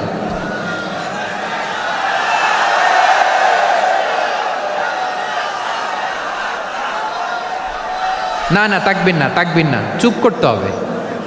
What I need, you stop, just shut up. চুপ, হ্যাঁ ঠিক আছে এভাবে। আবু মাহজুরা রাদিয়াল্লাহু তাআলা আনহু কিভাবে মুসলিম হলেন আওয়াজ করে শুনেন। হুনাইনের যুদ্ধ 8ম হিজরি, বিষ্ণু ঈসা ইসলাম হুনাইনের যুদ্ধ শেষে ফিরতেছেন, পথিমধ্যে বেলাল রাদিয়াল্লাহু তাআলা আনহু, এই যে আবার কথা, এই রে আল্লাহ রে, এখানে ধাক্কা ধাক্কি কেন, চলে যাও, পেছনে যাও, যাও পেছনে যাও। কি আজীব তামাশা, যেখানে যায় এখানে ধাক্কা ধাক্কি, মারামারি, গায়ের উপরে কাঁধের উপরে শাউটিং। অনেক গুরুত্বপূর্ণ কথা পয়েন্ট করে নিয়ে আসে যে বলবো, এই শাউট করার কারণে প্রোগ্রামটাই নষ্ট করে দেয়। আসছে আমার ভালোবাসা দেখাইতে, প্রোগ্রামটাই শেষ করে দিয়ে চলে যায়। স্টপ, আবার কথা বল, স্টপ। হুনাইনের যুদ্ধে 8ম হিজরি, কত হিজরি সবাই বলেন না একটু, কত হিজরি? 8ম হিজরিতে হুনাইনের যুদ্ধে রাসূল সাল্লাল্লাহু আলাইহি ওয়াসাল্লাম ফিরে আসতেছেন মদিনায়। পথিমধ্যে বেলাল রাদিয়াল্লাহু তাআলা আনহু আজান দিচ্ছেন। কি দিচ্ছেন? তো পাশে ছিল মুশরিকদের একটা পল্লী, কিছু মুশরিক তরুণ, কিছু অমুসলিম কিশোর, তারা আজানকে ব্যঙ্গ করতেছে, আমাদের বাংলায় মুখ ভেঙ্গানো বলে আর কি। বেলাল রাদিয়াল্লাহু তাআলা আনহু আজান দিচ্ছেন, ওই বাচ্চাগুলো মুশরিক তো, ওরা আজানকে ব্যঙ্গ করতেছে, বিকৃতি করে ওরাও আজান দিচ্ছে। উদ্দেশ্য হচ্ছে আজানকে নিয়ে ঠাট্টা করা। উদ্দেশ্য কি? ঠাট্টা করা। ব্যাপারটা মনে কষ্ট পাওয়ার মতো ব্যাপার না? কিন্তু বিশ্বনবী ওইখানে দেখেন কি খুঁজলেন।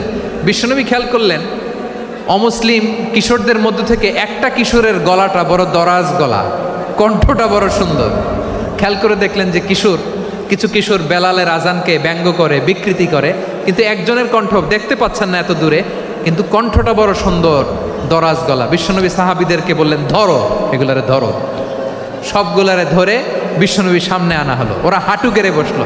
বিশ্বনবী বললেন, তোমাদের মধ্যে কে যেন ব্যঙ্গ করে আজান দিচ্ছিল, তার গলাটা বড় উঁচু, গলার বেসটা বড় মজবুত, মেলোডিয়াস, সুমধুর কণ্ঠ, কে?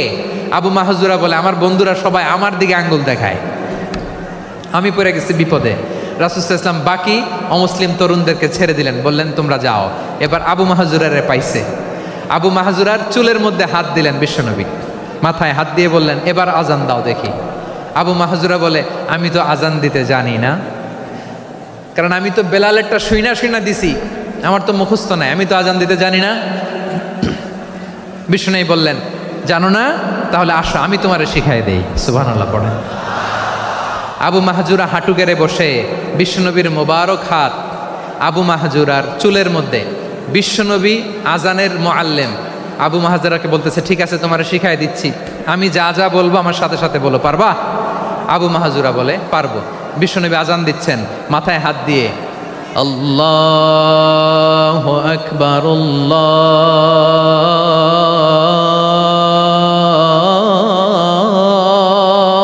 আকবার। আবু মাহজুরা এই বাক্যটা পড়লেন। বিশ্বনবী দ্বিতীয় বাক্য পড়তে আরম্ভ করলেন, আল্লাহু আকবার,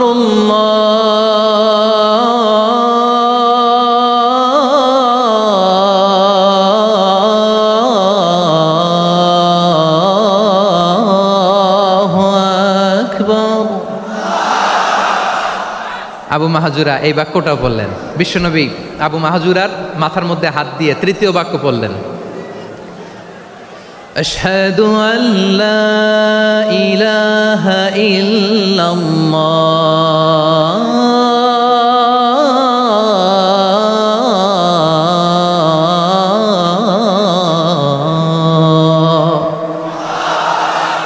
আবু মাহজুরা তৃতীয় বাক্য পড়লেন। বিশ্বনবী একটা বাক্য পরে আবু মাহজুরা পরে, বিশ্বনবী পরে আবু মাহজুরা পরে। আবু মাহজুরা কিন্তু অমুসলিম, মুশরিক। আবু মাহজুরা বলে, এক একটা বাক্য পড়ি আমার কলিজাটা গলে ঠান্ডা হয়ে যায়। এতদিন মোহাম্মদকে গালি দিতাম, এখন মোহাম্মদ আমার মাথায় যখন হাত রাখছে আমার সারা শরীর ঠান্ডা হয়ে গেছে। বিশ্বনবী আজান শিখাচ্ছেন, একটা একটা বাক্য পড়ে আবু মাহজুরাও পড়ে, বিশ্বনবী পড়ে আবু মাহজুরাও পড়ে। পুরো বাক্যগুলো যখন শেষ, আজান শেষ, আবু মাহজুরাও যখন পুরো আজান পড়লেন, আবু মাহজুরা বললেন, এতদিন মোহাম্মদের চেহারা দেখলে আমার ঘৃণা লাগতো, আজ থেকে মোহাম্মদের চেহারার চেয়ে প্রিয় চেহারা আমার কাছে নাই। আবু মাহজুরা বললেন, ও মুহাম্মদ, আজানের বাক্য তো আপনি আমারে শেখালেন, এখানেই শেষ করবেন না, আপনি আমারে পড়ায় দেন লা ইলাহা ইল্লাল্লাহু মুহাম্মাদুর রাসূলুল্লাহ সাল্লাল্লাহু আলাইহি ওয়াসাল্লাম। বিশ্বনবীর সাথে দাঁড়িয়ে উনি শাহাদা পড়ে মুসলমান হয়ে গেলেন। এবার আবু মাহজুরা বলে, ইয়া রাসূলুল্লাহ, ইয়া হাবিবাল্লাহ, আমি মুমিন হয়েছি, মুসলমান হয়েছি, আপনার কাছ থেকে আজান শিখার সৌভাগ্য আমি লাভ করেছি গো নবী। আমার কণ্ঠের বড় তারিফ করেছেন, আপনি আমার আজানকে আপনি পছন্দ করেছেন। একটা জিনিস আপনার কাছে চাই, আপনি আমাকে মক্কার মসজিদুল হারামের মুয়াজ্জিন হিসেবে অ্যাপয়েন্ট করে দে। বিষ্ণু ইসা ইসলাম বললেন, যাও আবু মাহজুরা, আমি তোমাকে পৃথিবীর শ্রেষ্ঠতম মসজিদ মক্কার মসজিদুল হারামের মুয়াজ্জিন হিসেবে অ্যাপয়েন্ট করে দিলাম। দেখছেন কিভাবে ট্যালেন্ট হান্টিং করতে হয়, কিভাবে হিউম্যান রিসোর্স মানব সম্পদকে ব্যবহার করতে হয়। আসছিল আজানকে ভেঙাইতে, আসছিল কেন? আজানকে ব্যঙ্গ করার জন্য, বিকৃত করার জন্য। আজানকে বিকৃত করতে যে ইসলামের সবচেয়ে শ্রেষ্ঠ মসজিদের মুয়াজ্জিন হয়ে গেল। পড়েন সুবহানাল্লাহ। হযরত আবু মাহজুরা রাদিয়াল্লাহু তাআলা আনহু ওনার এই সুললিত কণ্ঠ ব্যবহার করে মসজিদুল হারামে এত সুন্দর করে আল্লাহু আকবার বলে আজান দিতেন, মানুষগুলোর, মুসল্লিগুলোর, মক্কাবাসীর হৃদয়কে তিনি বিগলিত করে দিতেন, মানুষের হৃদয়কে ঠান্ডা হয়ে যেত। শুধু এখানেই শেষ না আমার যশোরের ভাইয়েরা, বিশ্বনবী যখন সাইয়েদনা আবু মাহজুরা রাদিয়াল্লাহু তাআলা আনহুকে আজান শিখাচ্ছিলেন, বলেন তো বিশ্বনবীর হাতটা কোথায় ছিল? আবু মাহজুরার মাথার সামনে, এই চুলের উপরে ছিল। আবু মাহজুরা ওই স্মৃতিটাকে ধারণ করবার জন্য, ওই স্মৃতিকে বহন করার জন্য বিশ্বনবীর মোবারক হাত আবু মাহজুরার কপালের চুলের যেই জায়গায় লেগেছে, মৃত্যুর আগের দিন পর্যন্ত আবু মাহজুরা মাথার ওই চুলে কোনোদিন ছুরি আর কামার লাগায় নাই, সেখানে কেচি লাগায় নাই, চুলের মধ্যে খুর লাগায় নাই।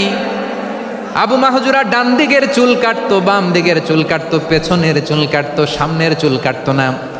আবু মাহজুরা রাদিয়াল্লাহু তাআলা আনহুর সামনের চুলগুলো বড় হতে হতে যখন এত বড় হয়ে যায়, তিনি চুলগুলো পেঁচিয়ে মাথার মধ্যে রাখতেন, তারপরে তিনি পাগড়ি পরতেন। সবাই জিজ্ঞেস করতো, আবু মাহজুরা, এটা আবার কেমন স্টাইল? দেখতে তোমারে কি বিদঘুটে লাগে? কেমন অড লাগে? কেমন খারাপ দেখা যায়? মক্কায় এমন কোনো মানুষ তো দেখি নাই, ডানে চুল কাটে, বায়ে চুল কাটে, পেছনে চুল কাটে, সামনে কাটে না। ওরে আবু মাহজুরা, কেমন দেখা যায় তোমারে? তুমি সামনের চুল কাটো না কেন?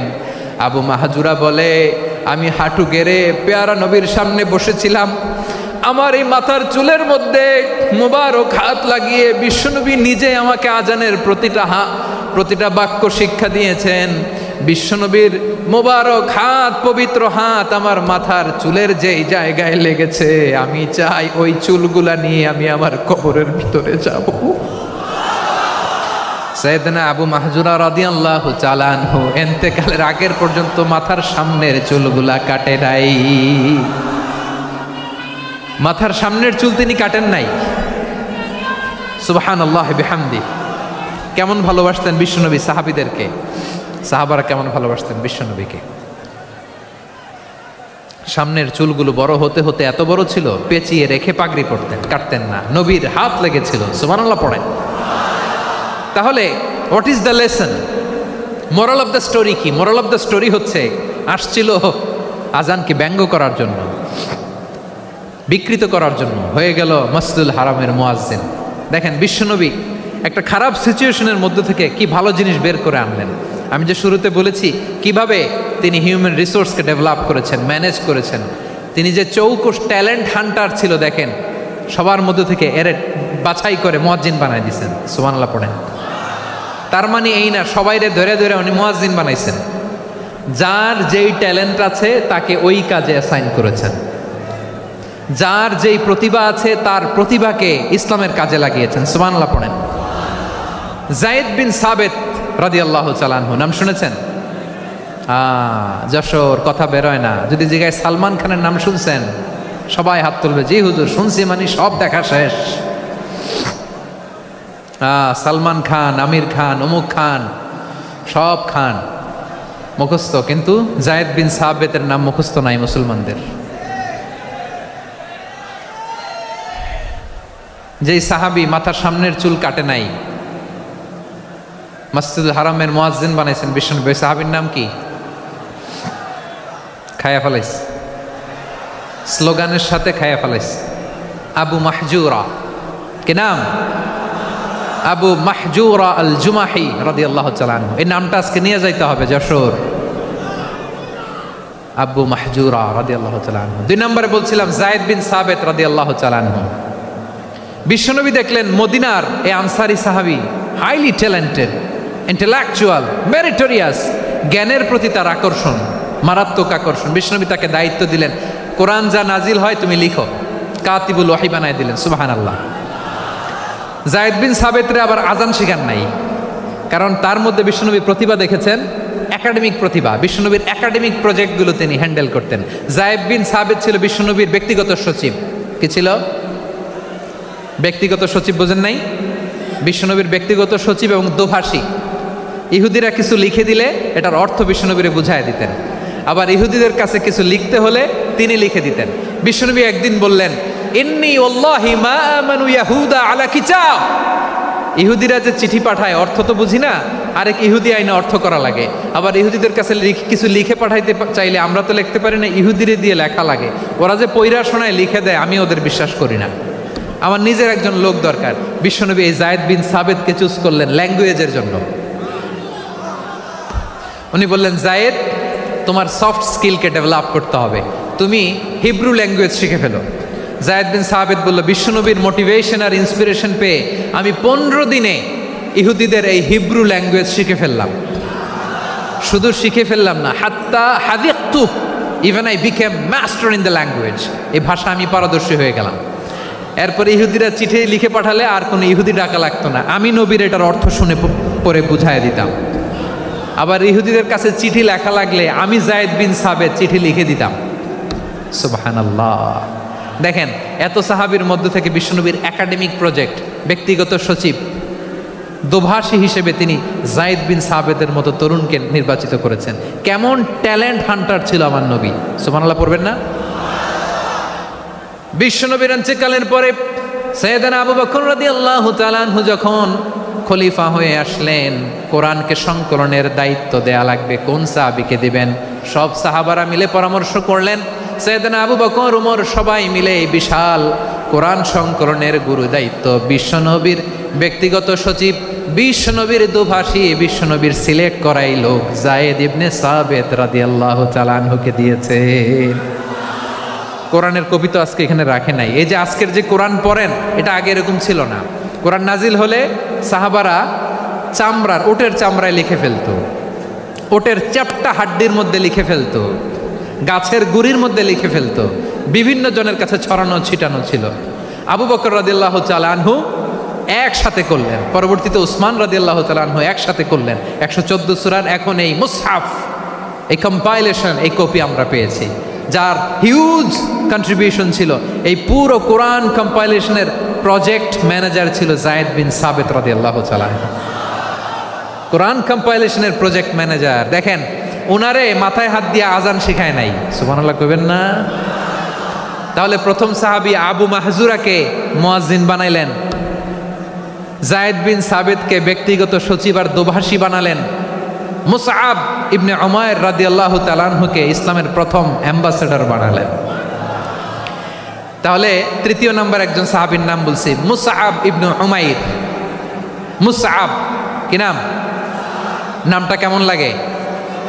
এই কয়েকজনের ভাল লাগে, বাকিদের ভাল লাগে না? ভাল লাগে? এই এই আর কয়েকটা মিনিট দেওয়া যাবে না আমাকে আল্লাহর রাস্তে? হ্যাঁ, ঠিক আছে। আমি তোমাদেরকে ভালোবাসা দেখাবো, দোয়া করব, যদি চুপ থাকো, একেবারে চুপ, কষ্ট সহ্য করো। বাকিরা যা সওয়াব পাবে তোমরা ডবল পাবা, যেহেতু কষ্ট বেশি, কিন্তু চুপ। 3 নম্বর সাহাবীর নাম মুসআব। এই ধাক্কাধাক্কি কেন? ধাক্কাধাক্কি কেন রে ভাই? না না না, এরকম হইলে আসবো না যশোর, আমি আর আসবো না। হয় পিছনে চলে যাও, নাহলে চুপ, ধাক্কাধাক্কি নেই। 3 নম্বর সাহাবীর নাম মুসআব। কি নাম? He was the first ambassador in ইসলাম।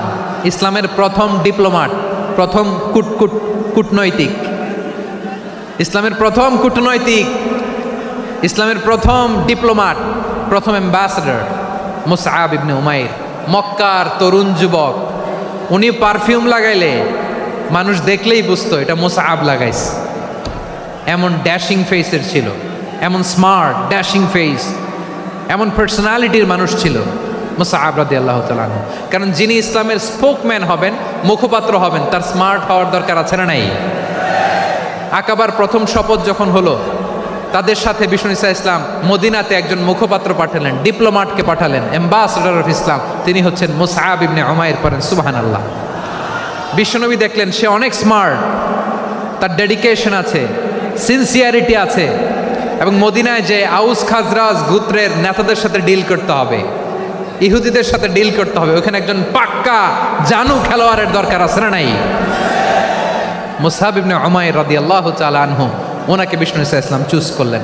এবং বিষ্ণু ঈসা ইসলামের এই চুজিংটা, এই সিলেকশনটা এত সুন্দর ছিল, তিনি মদিনাতে যে বিশ্বনবী আসার আগেই মদিনার জমিনকে তিনি উর্বর করে ফেলছেন। প্রতিটা ঘরে ঘরে কালিমার দাওয়াত তিনি পৌঁছায় দিয়েছেন। জুমার বিধান নাজিল হয়েছে, কিন্তু মক্কায় পরিবেশ নাই জুমা পালনের। বিষ্ণু ঈসা ইসলাম একজনকে দিয়ে খবর পাঠালেন, যাও মদিনায় মুসাবকে যে বলো, মুসাব তো আমার শিক্ষক, আমার স্পোকম্যান, মদিনাতে যেন তারা জুমা কায়েম করে। বিশ্বনবীর আগেই মুসাব মদিনার মুসলিমদেরকে নিয়ে মদিনায় প্রথম জুমা কায়েম করে ফেলছে। কোন সুবহানাল্লাহ। ডিপ্লোমাটদের কেমন হইতে হয়, অ্যাম্বাসেডারের কেমন হইতে হয়, মুসআব রাদিয়াল্লাহু তাআলা আনহুর কাছ থেকে শিখে নাও। মুসআব নামটা কেমন লাগে? যশোর যাদের সন্তান হবে, ছেলে সন্তান, আমার রাস্তায় পাইলে সবাই জিজ্ঞেস করে, হুজুর একটা নাম দেন, আমার ছেলে হবে। যশোরবাসীর জন্য আমি একটা নাম দিয়ে দিলাম, নাম রাখতে হবে মুসআব। কি নাম? নামটা যাদের ভাল লাগে, ছেলে সন্তান অনাগত আসবে, মনে চাইলে নাম রেখে দিবেন মুসআব রাদিয়াল্লাহু তাআলা আনহুর নামে মুসআব। তাহলে মুসআব রাদিয়াল্লাহু তাআলা আনহুকে বিশ্বনবী ল্যাঙ্গুয়েজ শিখান নাই, সফট স্কিল শিখান নাই। জায়েদ রাদিয়াল্লাহু তিনি হিব্রু ল্যাঙ্গুয়েজ শিখেছেন, সুরিয়ানি শিখেছেন, কিন্তু মুসআবকে তিনি বানিয়েছেন the spokesman of Islam, the first diplomat, the ambassador of Islam. সুবহানাল্লাহ পড়বেন না? আব্দুল্লাহ ইবনে আব্বাস রাদিয়াল্লাহু তাআলা আনহু বিশ্বনবীর কাজিন, চাচাতো ভাই। আবার মাইমুনা রাদিয়াল্লাহু তাআলা আনহু, মাইমুনা নবীর স্ত্রী, তিনি ছিলেন আব্দুল্লাহর আপন খালা। তো নবীর বউ যদি ওনার খালা হয়, নবী তার কি? বুঝে নাই, নবী তার কি? খালু। তাহলে সম্পর্ক অনেক গভীর, কাজিন আবার খালু। ছোট্ট মানুষ, তাই রাতে মাঝে মাঝে ঘরে থাকতো। বিশ্বনবী দেখলেন আব্দুল্লাহ যেহেতু আমার ঘরে ঢুকতে পারে, আব্দুল্লাহরে এই উম্মতের বড় শিক্ষাবিদ বানাইতে হবে। কথা বোঝে নাই? আব্দুল্লাহকে কি বানাইতে হবে? শিক্ষাবিদ, এডুকেটর অফ দিস উম্মা, এই উম্মার শিক্ষাবিদ বানাইতে হবে। তাই আব্দুল্লাহ ইবনে আব্বাসকে বিশ্বনবী হাতে কলমে শিক্ষা দিয়েছেন। আহারে, আর এরপরে যে কি ভাষা আসবে তোমাদের জন্য আমার মুখ থেকে আমি নিজেও জানি না। 1 ঘন্টা যাবত ধাক্কা ধাক্কি মারামারি। তো আসতে বলছে কে তোমাকে? পেছনে চলে যাও, জায়গা না পেলে। পুরো প্রোগ্রামটাই নষ্ট করে দিল।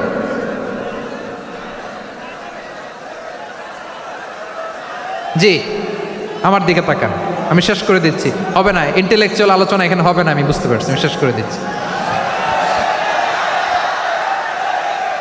আব্দুল্লাহ ইবনে আব্বাস রাদিয়াল্লাহু তাআলা আনহু, মনোযোগ দিয়ে কয়েকটা মিনিট শুনুন, আমি এখনই শেষ করে দিচ্ছি, এরপর আওয়াজ করবে। এই যে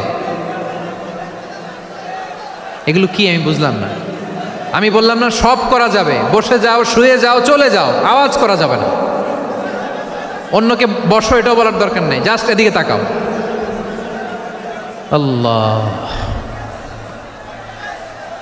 আব্দুল্লাহ ইবনে আব্বাস রাদিয়াল্লাহু তাআলা আনহু, ওনাকে বিশ্বনবী হাতে কলমে শিক্ষা দিয়েছেন, যেহেতু উম্মতের শিক্ষাবিদ হবেন, এডুকেটর হবেন। তো বিশ্বনবী রাতে যখন তাহাজ্জুদ পড়তেন, ছোট্ট আব্দুল্লাহ ঘরে থাকতো, বুঝতে পেরেছেন? ছোট্ট মানুষ তো ঘরে থাকতো। তো বিশ্বনবী তাহাজ্জুদের জন্য একবার দাঁড়িয়েছেন, ছোট্ট আব্দুল্লাহ ওযু করে দাঁড়াইছে। আচ্ছা বলেন তো, ইমাম আর মুসল্লি মোট যদি দুইজন হয়, একজন ইমাম একজন মুসল্লি, তো মুসল্লি ইমামের কোন দিকে দাঁড়াবে? ডানে দাঁড়াবে। ছোট্ট আব্দুল্লাহ বুঝে নাই, বিশ্বনবী তাহাজ্জুদ শুরু করেছেন, উনি ইক্তেদা করছেন আর দাঁড়াইছেন বায়ে। কোথায় দাঁড়িয়েছেন? আব্দুল্লাহ বলেন, যখন আমি বায়ে দাঁড়ালাম, আখাযা রাসূলুল্লাহ সাল্লাল্লাহু আলাইহি ওয়াসাল্লাম উযুনি আল ইউমনা ইয়াফতিলুহা, বিশ্বনবী নামাজরত অবস্থায় আমার কান ধরে টেনে আমার ডান দিকে এনে দাঁড় করায় দিলেন। পড়েন সুবহানাল্লাহ। দেখেন, হাতে কলমে শিক্ষা। আর জীবনে ভুল হবে? কথা কয় না, আর ভুল হবে? আর ভুল হবে না।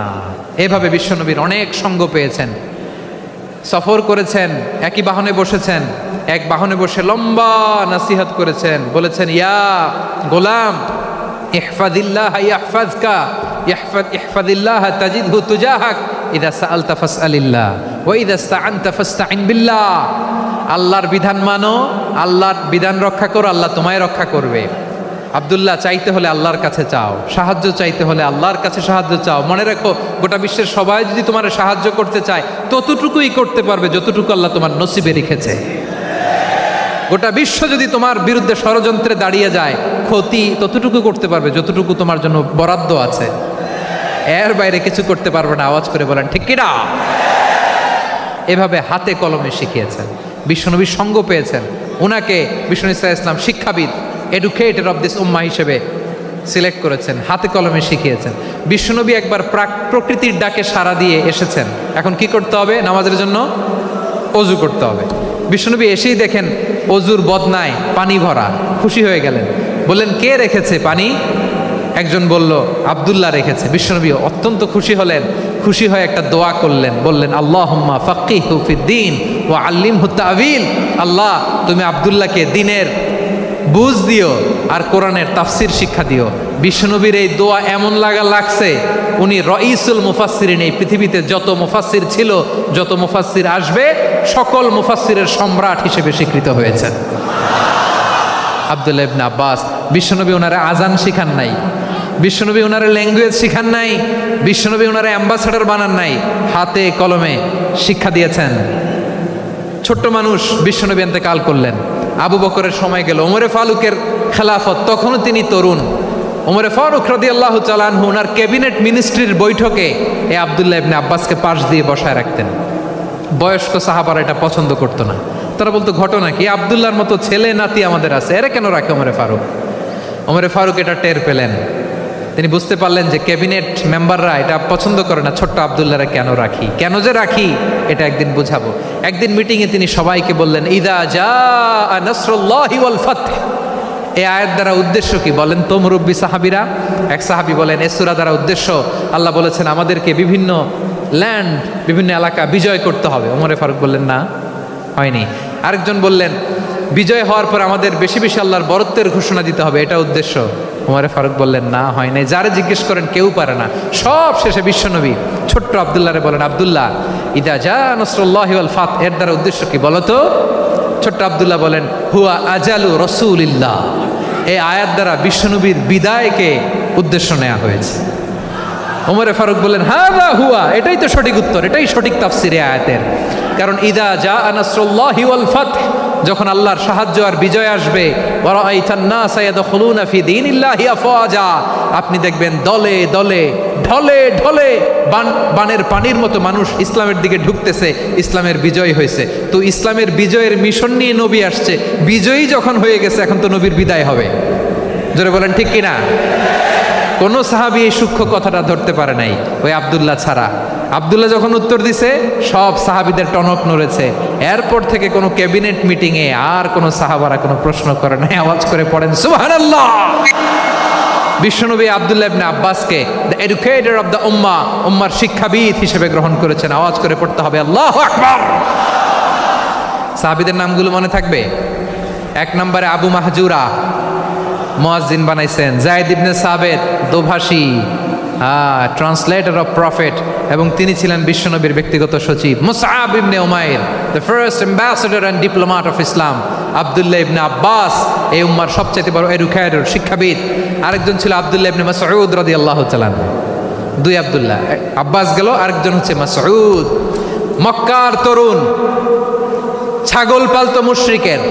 বিশ্বনবী আর আবু বকর রাদিয়াল্লাহু তাআলা আনহু একবার গেলেন, যে দেখে এই তরুণ দাঁড়ায় আছে। বিশ্বনবী বলেন, আমি খুব ক্ষুধার্ত, তোমার কাছে কি দুধ আছে ছাগলের? আব্দুল্লাহ আছে, ওয়ালাকিন আনা মু'তামান, কিন্তু যে দুধ আছে এটা আমানতের, আমি দিতে পারবো না। বিশ্বনবী এইটা শুনেই তার টার্গেট করে ফেলছে। আনা মু'তামান, দুধ আছে কিন্তু এটা আমার মালিকের, আমি তো দরদ দেখাই, আমার মালিকের দুধ আপনি পথিক, আপনারে দিতে পারি না। বিশ্বনবী টার্গেট করে ফেলছেন, এরে আমার কাজে লাগাইতে হবে। বিশ্বনবী বললেন, আচ্ছা ঠিক আছে, দুধ দিও না, কিন্তু এমন ছাগি আছে কিনা যেই ছাগির সাথে কোনো ছাগলের মিলন হয় নাই, তার ওলানে দুধও আসে নাই, বাচ্চাও নাই, এরকম ছাগির থেকে যদি আমি দুধ খাই তাহলে তো সমস্যা নাই। বলতেছে, এরকম ছাগির থেকে দুধ খাইলে সমস্যা নাই, কারণ এরকম ছাগির ওলান থেকে দুধ আসবেও না। বলতেছে, ঠিক আছে, এরকম একটা ছাগি নিয়ে আসা হলো। বিশ্বনবী বিসমিল্লাহ বলে ওই ছাগির ওলানে হাত দিলেন। হাত দিতে দেরি, পুরো ওলানটা দুধে ভরে যেতে দেরি হয় না। বিশ্বনবী আর আবু বকর রাদিয়াল্লাহু তাআলা আনহু দহন করে পেট ভরে খেলেন। এই দৃশ্য আব্দুল্লাহ ইবনে মাসউদের হৃদয়ে দাগ কাটলো। এই মুজিজা দেখে তিনি বললেন, আশহাদু আল্লা ইলাহা ইল্লাল্লাহ ওয়া আশহাদু আন্না মুহাম্মাদুর রাসূলুল্লাহ। তিনি ষষ্ঠ মুসলিম ছিলেন, 6 নম্বর মুসলমান। ওনাকে টার্গেট করে বিশ্বনবী দেখলেন এমন ইন্টেলেকচুয়াল ব্রেন, উনি সূক্ষ্ম সূক্ষ্ম জিনিস বুঝে বেশি, ফিকহি জ্ঞান ওনার মধ্যে বেশি। বিশ্বনবী ওনাকে কোরআনের জ্ঞান শিক্ষা দিতে লাগলেন। উনি বিশ্বনবী সবার কাছে কোরআন শোনায়, কিন্তু বিশ্বনবী নিজে আব্দুল্লাহ ইবনে মাসউদের কাছ থেকে কোরআন শুনতো। বিশ্বনবী একবার বললেন, ইকরা আলাইয়া ইয়া মাসউদ। ইবনে মাসউদ, একবার শোনাও তো কোরআন দেখি। আব্দুল্লাহ ইবনে মাসউদ বলে, আকরাউ আলাইকা ওয়া আলাইকা উনজিল। নবী, আপনার উপর কোরআন নাজিল হয় আর আমি আপনার সামনে কোরআন পড়ব। বিশ্বনবী বললেন, ইন্নী উহিব্বু আন আসমাআহু মিন গায়রি। আমি নিজে পড়তে যেমনি ভালোবাসি, অন্যে পড়ুক আমি শুনবো, এটাও আমি ভালোবাসি। সূরা নিসা তিনি তেলাওয়াত করে শুনিয়েছেন। এমন সূক্ষ্ম সূক্ষ্ম বিষয় বিশ্বনবী ওনাকে ধরিয়ে দিয়েছেন। উনি হয়ে গিয়েছেন, আব্দুল্লাহ ইবনে আব্বাস হয়েছেন রাইসুল মুফাসসিরিন, উনি হয়ে গিয়েছেন ফাকিহুল উম্মাহ। ওনার চাইতে বড় ফকি এই পৃথিবী আর দেখবে না। চিল্লায় বলেন সুবহানাল্লাহ। উনি বলতেন, ওয়াল্লাহি ওয়াল্লাহি ইল্লাযী লা ইলাহা গায়রু মা উনজিলাত সূরাতুন মা উনজিলাত সূরাতুন ইল্লা ওয়া আনা আ'লামু আইনা উনজিলাত ওয়া ফিমা উনজিলাত।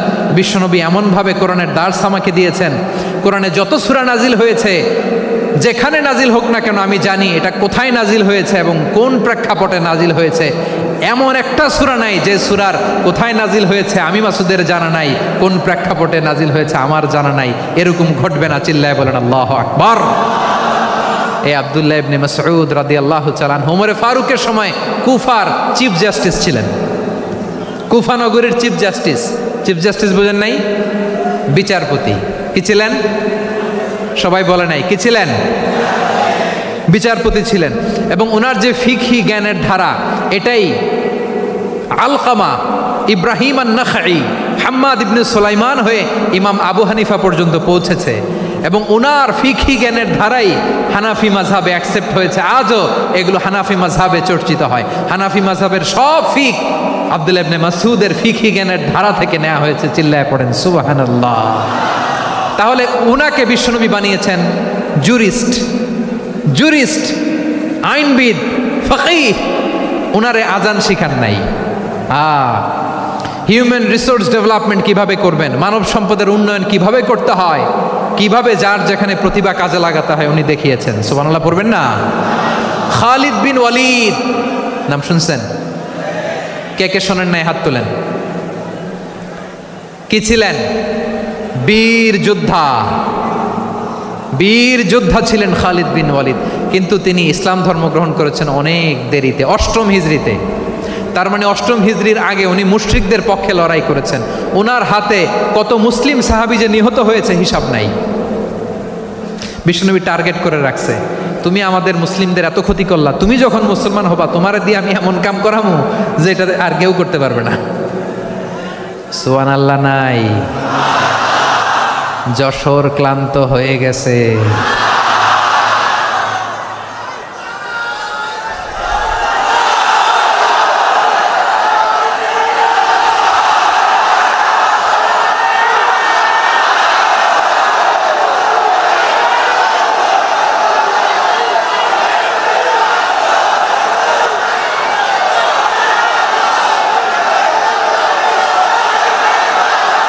মাশাআল্লাহ, বসুন বসুন বসুন।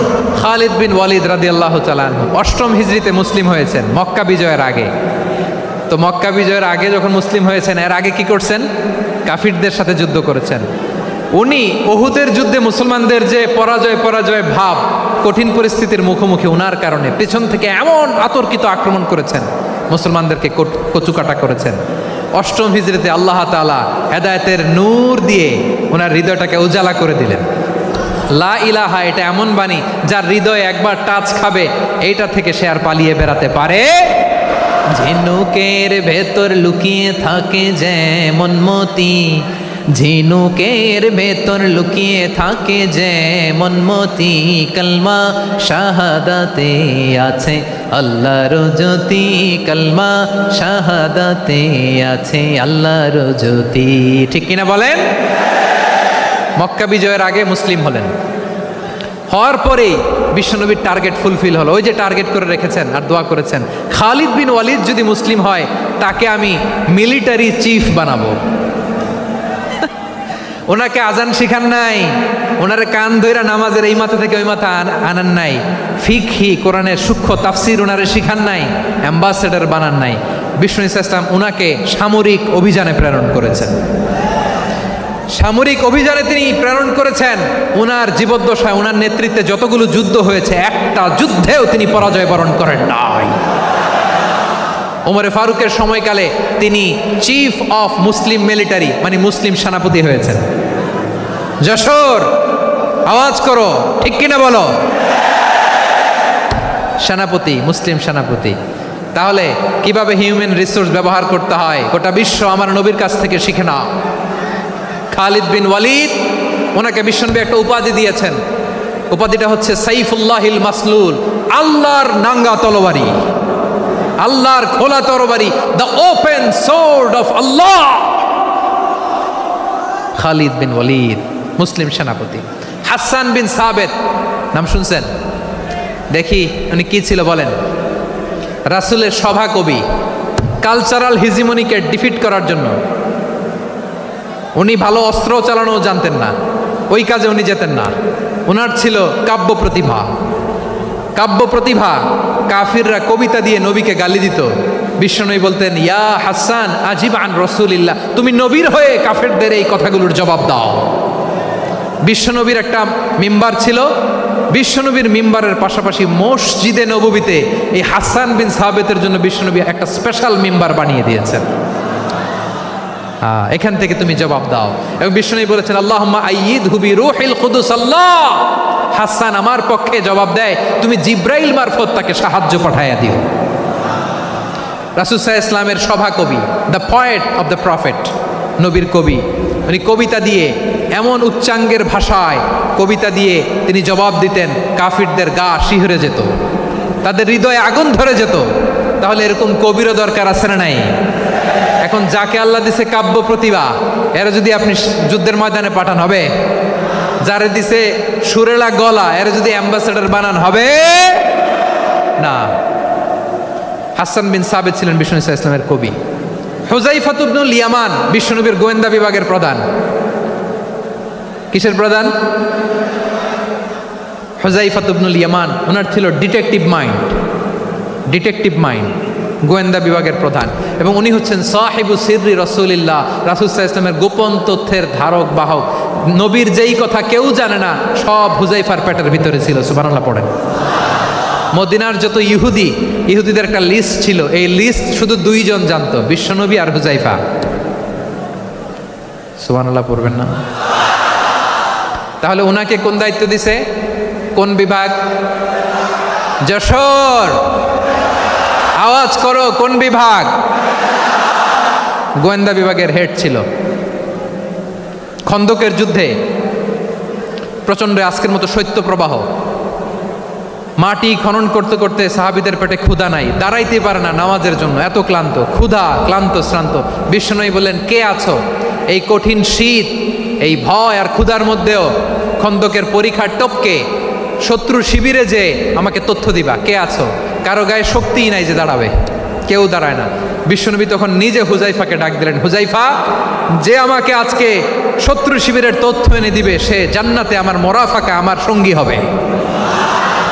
হুজাইফা রাদিয়াল্লাহু ইবনুল ইয়ামান জীবনের ঝুঁকি নিয়ে এই ক্ষুধা, শৈত্য প্রবাহ, কোল্ড ওয়েভসকে উপেক্ষা করে পরীক্ষা টপকে শত্রু শিবিরে যে সবার কথাগুলো চুপে চুপে শুনে বিশ্বনবীর দরবারে এসে গোয়েন্দাদের মতো তথ্য সরবরাহ করেছে।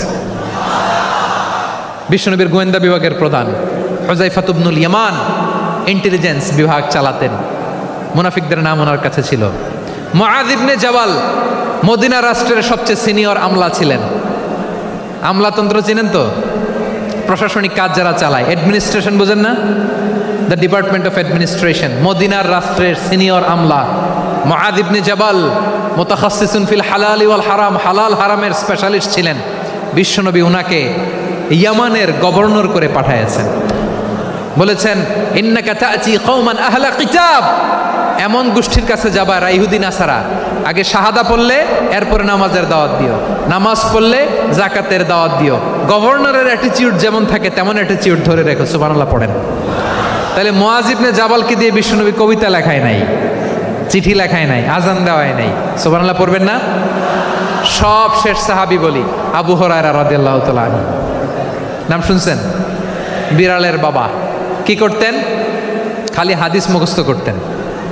উনি বলতেন, আলজামু রাসূলুল্লাহ আলা মিল ইবাতনি, আমার শুধু পেটের ক্ষুধার বন্দোবস্ত হইলে আমি নবীর সঙ্গ ছাড়তাম না। আমার আনসার সাহাবারা ক্ষেত খামারের কাজ করতো, আমার মুহাজির সাহাবারা ব্যবসা করতো, আর আমি নবীর সাথে সাথে থাকতাম। শুধু সকাল বিকাল দুই বেলা যদি আমার খাবারের বন্দোবস্ত হয় আমি আর নবীর লক ছাড়ি না। সুবহানাল্লাহ কইবেন না? 5374টা হাদিস তিনি বর্ণনা করেছেন। সবচেয়ে বেশি হাদিস বর্ণনাকারী সাহাবী। হাদিস প্রিজার্ভেশনের কাজে বিশ্বনবী ওনাকে কাজে লাগিয়েছেন। উনি একদিন বলেন, ইয়া রাসূলুল্লাহ আসমাউ মিনকা কাসীরান ফালা আহফাজু, নবী অনেক কথা শুনি আমার মনে থাকে না। বিষ্ণু বললেন, তাই? উবসুত রিদাক, তোমার চাদরটা বিছাও। আবু হুরায়রা বিছালেন, বিশ্বনবী হাত বুলায় দিলেন, এরপরে অনেক হাদিস বর্ণনা করলেন।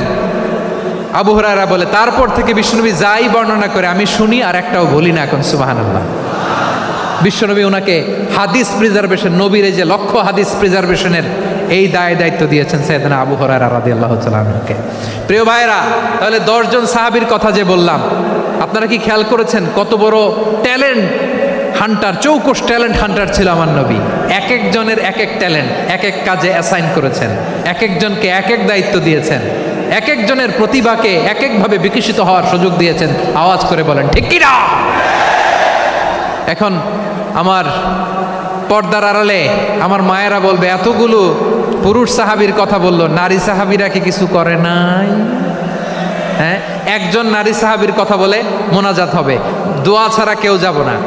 রুফাইদা আল আসলামিয়া রাদিয়াল্লাহু তাআলা আনহা, ওনার বাবার নাম সাআদ আল আসলামি। বিশ্বনবী কি খেয়াল করলেন দেখেন, সাআদ ছিল মদিনার বড় ডাক্তার। এই নারী সাহাবী রুফাইদা বাবার কাছ থেকে চিকিৎসা বিদ্যা শিখেছেন। যখন শিখছে বিশ্বনবী দেখলেন, আমার তো প্রতি সপ্তাহে সপ্তাহে যুদ্ধে আহত সাহাবীদের সেবা দিবে কে? বিশ্বনবী রুফাইদাকে বললেন, রুফাইদা তুমি মসজিদে নববীর পাশে একটা মেডিকেল ক্যাম্প করো। এই যে সাকিনা আদ্দিন মেডিকেলের আমার ছাত্রী বন্ধুরা শুনে রাখো, তোমাদের আইকন হচ্ছে এই রুফাইদা আল আসলামিয়া। বিশ্বনবীর ডিরেকশন অনুযায়ী তিনি মসজিদে নববীর পাশে একটা মেডিকেল ক্যাম্প করলেন এবং আহত সাহাবাদের চিকিৎসা উনি ওনার টিম নিয়ে দিতেন। বিশ্বনবীর পরামর্শে উনি আনসারি এবং মুহাজির মহিলা সাহাবীদেরকে নিয়ে একটা স্পেশাল মেডিকেল টিম গঠন করলেন। খায়বার যুদ্ধে 7ম হিজরিতে যখন বিশ্বনবী যায়, উনি ওনার টিম নিয়ে আসলেন, বললেন, ইয়া রাসূলুল্লাহ, আমরা তো তলোয়ার চালাতে পারি না, আমরা তো তীর মারতে পারি না, আপনি যদি অনুমতি দেন খায়বার অভিযানে আমি আমার টিম নিয়ে মেডিকেল টিমের সেবাটা সার্ভিসটা দিতে চাই। পড়েন সুবহানাল্লাহ। বিশ্বনবী অনুমতি দিলেন, যোদ্ধা সাহাবীদের সাথে রুফাইদা আল আসলামিয়া উনিও মেডিকেল টিম নিয়ে অগ্রসর হলেন। খায়বারের প্রতিটা আহত ইনজুর্ড সাহাবী যারা ইনজুরির শিকার হয়েছেন সবাই রুফাইদা আল আসলামিয়ার এই মেডিকেল ক্যাম্প থেকে চিকিৎসা সহায়তা পেয়েছেন। সুবহানাল্লাহ পড়েন। দেখেন কিভাবে বিশ্বনবী ট্যালেন্ট বাছাই করতেন। আপনি অবাক হবেন, বাহরাইনের মেডিকেল ইউনিভার্সিটিতে রুফাইদা আল আসলামিয়া মেডিকেল প্রাইজ অ্যাওয়ার্ড প্রতি বছর দেয়া হয়। যদি 8 দিনের এই মেডিকেল আমার বোনেরা যদি জেনে থাকো জানো, না হলে নতুন করে জানো, সার্চ দিও রুফাইদা আল ইসলামিয়া মেডিকেল অ্যাওয়ার্ড বাহরাইনের ইউনিভার্সিটিতে দেওয়া হয়। প্রিয় ভাইয়েরা, তাহলে আলোচনার সামারি আমরা করি। বিশ্বনবী যার যেখানে ট্যালেন্ট তাকে ওইখানে কাজে লাগাতেন। আওয়াজ করে বলেন ঠিক কিনা? এবার একটা ইন্টারভিউ হবে, আওয়াজ করে বলেন আবু মাহজুরাকে বিশ্বনবী কি বানাইছেন? হ্যাঁ, ভুলে গেছেন? সামনের চুলে হাত দিয়ে বিশ্বনবী কি সুন্দর গলায় আজান শিখালেন। মুয়াজ্জিন। যায়েদ বিন সাবেতকে একাডেমিক প্রজেক্টের দায়িত্ব দিয়েছেন, তিনি ছিলেন বিশ্বনবীর দোভাষী ব্যক্তিগত সচিব। Musab ibn Umair the first ambassador of Islam. Abdullah ibn Abbas উম্মার বড় শিক্ষাবিদ মুফাসসির। আব্দুল্লাহ ইবনে মাসউদ, আব্দুল্লাহ ইবনে মাসউদ ছিলেন জুরিস্ট। কি ছিলেন? জুরিস্ট ছিলেন, এই উম্মার সবচেয়ে বড় জুরিস্ট। খালিদ বিন ওয়ালিদ সেনাপ্রধান। হাসান বিন সাবেত, হাসান বিন সাবেত ছিলেন বিশ্বনবীর সভাকবি। কি ছিলেন? বিশ্বনবীর সভাকবি ছিলেন। এরপরে হুযায়ফা ইবনুল ইয়ামান কি ছিলেন? গোয়েন্দা বিভাগের প্রধান। মুআয ইবনে জাবাল কি ছিলেন? সিনিয়র আমলা, ইয়ামানের গভর্নর। আবু হুরায়রা রাদিয়াল্লাহু তাআলা আনহু হাদিস প্রিজার্ভেশনের কাজ করেছেন। আর আমাদের রুফাইদা আল ইসলামিয়া রাদিয়াল্লাহু তাআলা আনহা কি ছিলেন? নার্স ছিলেন, নার্স হয়ে মেডিকেল সেবা দিয়েছেন। প্রিয় ভাইয়েরা, পুরো আলোচনার যদি সামারি করি তাহলে বিশ্বনবী যেভাবে হিউম্যান রিসোর্সকে ম্যানেজ করেছেন, যার যেখানে প্রতিভা কাজে লাগিয়েছেন, আমরাও যদি করি আমাদের বাংলাদেশের চিত্র আমরা পাল্টে যেতে পারবো। আমরা শুরুতে শুনেছি মানুষের আছে অসীম সম্ভাবনা, প্রতিটা মানুষ অনন্য, যত্ন নিলে, যথাযথ পরিচর্যা করলে মানুষ বিশ্ব জয় করতে পারে। ঠিক কিনা? আমাদের হাফেজে কোরআনের সামনে দাঁড়াতে পারে এমন কোনো হাফেজে কোরআন আল্লাহর জমিনে জন্ম হয় নাই। গোটা বিশ্ব কাঁপিয়ে তারা সেরা, আমাদের ক্রিকেটাররা সেরা, আমাদের তৈরি পোশাক শিল্প সেরা। এরকম অনেক অনেক সেরা জিনিস আছে, আমরা এগুলোরে নার্চারিং করতে পারি নাই, পরিচর্যা করতে পারি নাই, সঠিক তারবিয়াতের অভাব। তাহলে মানুষের অসীম সম্ভাবনাকে কাজে লাগাতে হবে। ঠিক কিনা বলেন? ইউনুস গভর্নমেন্টকে আমি বলবো, অল্প সময়ের জন্য আপনারা এসেছেন, সংস্কারও করতে হবে, আবার নির্বাচনও করতে হবে। সব সংস্কার হতে করতে পারবেন না, যতটুকু পারবেন এর মধ্যে আমাদের যে হিউজ ম্যান পাওয়ার, আমাদের যে মানব সম্পদ, হিউম্যান রিসোর্স, এটাকে ডেভেলপ করে আপনাদের যেতে হবে। যেটা পারবেন না সেটাকে পরবর্তী নির্বাচিত গভর্নমেন্টের কাছে রেখে যেতে হবে, যে তারা যেন করে, তাদের কাছে আপনারা এটা রেখে যাবেন। তাহলে মানুষ চাইলে বিশ্ব জয় করতে পারে। আর মানুষকে হারাতে পারে কেউ? জোরে বলো যশোর, মানুষকে হারাতে পারে কেউ? আল্লাহ আমাদেরকে জনসংখ্যা দিয়েছেন প্রিয় ভাইয়েরা। এই জনসংখ্যা অনেক বড় সম্পদ, এটা আমাদের জন্য অভিশাপ নয়, আশীর্বাদ। আমাদের জনসংখ্যাকে যদি আমরা জনশক্তিতে রূপান্তর করতে পারি, আজকে বাংলাদেশ যে অবস্থানে দাঁড়িয়ে আছে, বাংলাদেশ তার 20 গুণ উন্নতির শিখরে চলে যাবে। চিল্লায় বলো ঠিক কিনা? আমাদের শ্রমিক ভাইয়েরা বাইরে কাজ করে, আমাদের শ্রমজীবী ভাইয়েরা, প্রবাসীরা, তাদের ব্যাপারে গুরুত্ব দিতে হবে। আমাদের শ্রমের দাম সবচেয়ে কম, সবচেয়ে কম। তারা এম্বাসিতে গুরুত্ব পায় না, এয়ারপোর্টে গুরুত্ব পায় না। এই সরকার অবশ্য তাদেরকে অনেক গুরুত্ব দিচ্ছে। আমাদের অদক্ষ শ্রমিককে যখন আমরা দুবাই পাঠাই, অল্প বেতন পায়, কিন্তু ইন্ডিয়ানরা দক্ষ শ্রমিক পাঠাইলে তার 3 গুণ বেতন পায়। আমরা আমাদের শ্রমিকদেরকে অদক্ষভাবে আর পাঠাতে চাই না, দক্ষ শ্রমিক পাঠিয়ে আমরা রেমিটেন্সের বন্যা বইয়ে দেব। আমাদের শ্রমিকদের পাঠানো রেমিটেন্সের টাকায় সচল থাকে আমার দেশের অর্থনীতির চাকা। তাদেরকে সবচেয়ে গুরুত্ব দিতে হবে। আমরা পেয়েছি ফ্রিডম ফাইটার, মুক্তিযোদ্ধা, আর আমার প্রবাসী ভাইরা হচ্ছে রেমিটেন্স ফাইটার। জোরে বলো ঠিক কিনা? তাহলে আমাদের এই জনশক্তিকে জনসম্পদে ট্রান্সফর্ম করতে হবে। ঠিক কিনা বলেন? সরকার জনগণকে এভাবে পলিশ করতে হবে। মা বাবারা ছেলে মেয়েদের মধ্যে কার কোন যোগ্যতা তাকে ওইভাবে কাজে লাগাতে হবে। সবার A+ পাওয়ার কোনো দরকার নাই। আমাদের দেশে একটা টেন্ডেন্সি আছে, পরীক্ষায় A+ না পাইলে কই তুই কি করলি, পাশের বাড়ির ছেলে A+ পাইছে, যা ওর পা ধোয়া পানি খা। কি খা? তা আমি ভাবছি যে পা ধোয়া এ প্লাস পাওয়া ছেলেদের পা ধোয়া পানির একটা পানির ব্র্যান্ড বানাইতে হবে, এরকম লেখা থাকবে এ প্লাস পাওয়া ছেলেদের পা ধোয়া পানি। খাওয়া নাই, এগুলার খাওয়া নাই, ওরে আল্লাহ এ প্লাস পাওয়ার জন্য বানাইছে, আর আপনার ছেলেকে এই এ প্লাস গুলারে নিয়ন্ত্রণ করার জন্য আল্লাহ বানাইছে। ওকে দিয়ে আল্লাহ কি করবে আপনি জানেনই না। একটা এ প্লাস, একটা এ গ্রেড একটা মানুষের জীবনকে ঠিক করে দিতে পারে না। আপনার ছেলেকে আল্লাহ অন্যদিকে যোগ্যতা দিয়েছে, ওদের মনোবল ভাঙবেন না, খবরদার খবরদার। ছেলে মেয়েদের মনোবল ভাঙবেন না, যাকে দিয়ে যেটা হবে তাকে দিয়ে সেটা করতে হবে, তার প্রতিভাকে সেভাবে কাজে লাগাতে হবে। তাহলে বাংলাদেশ আমাদের এই জনসংখ্যা জনসম্পদে রূপান্তরিত হবে। আমাদের সরকারের তত্ত্বাবধানে আমাদের 18 কোটি জনগণ দক্ষ জনশক্তিতে রূপান্তরিত হোক, আমরা চাই কি চাই না? আমরা ভালো মানুষ, শ্রেষ্ঠ মানুষ হতে চাই কি চাই না? ওই জাপানিজদের মতো সৎ, ওই ইউরোপিয়ানদের মতো কালচার্ড।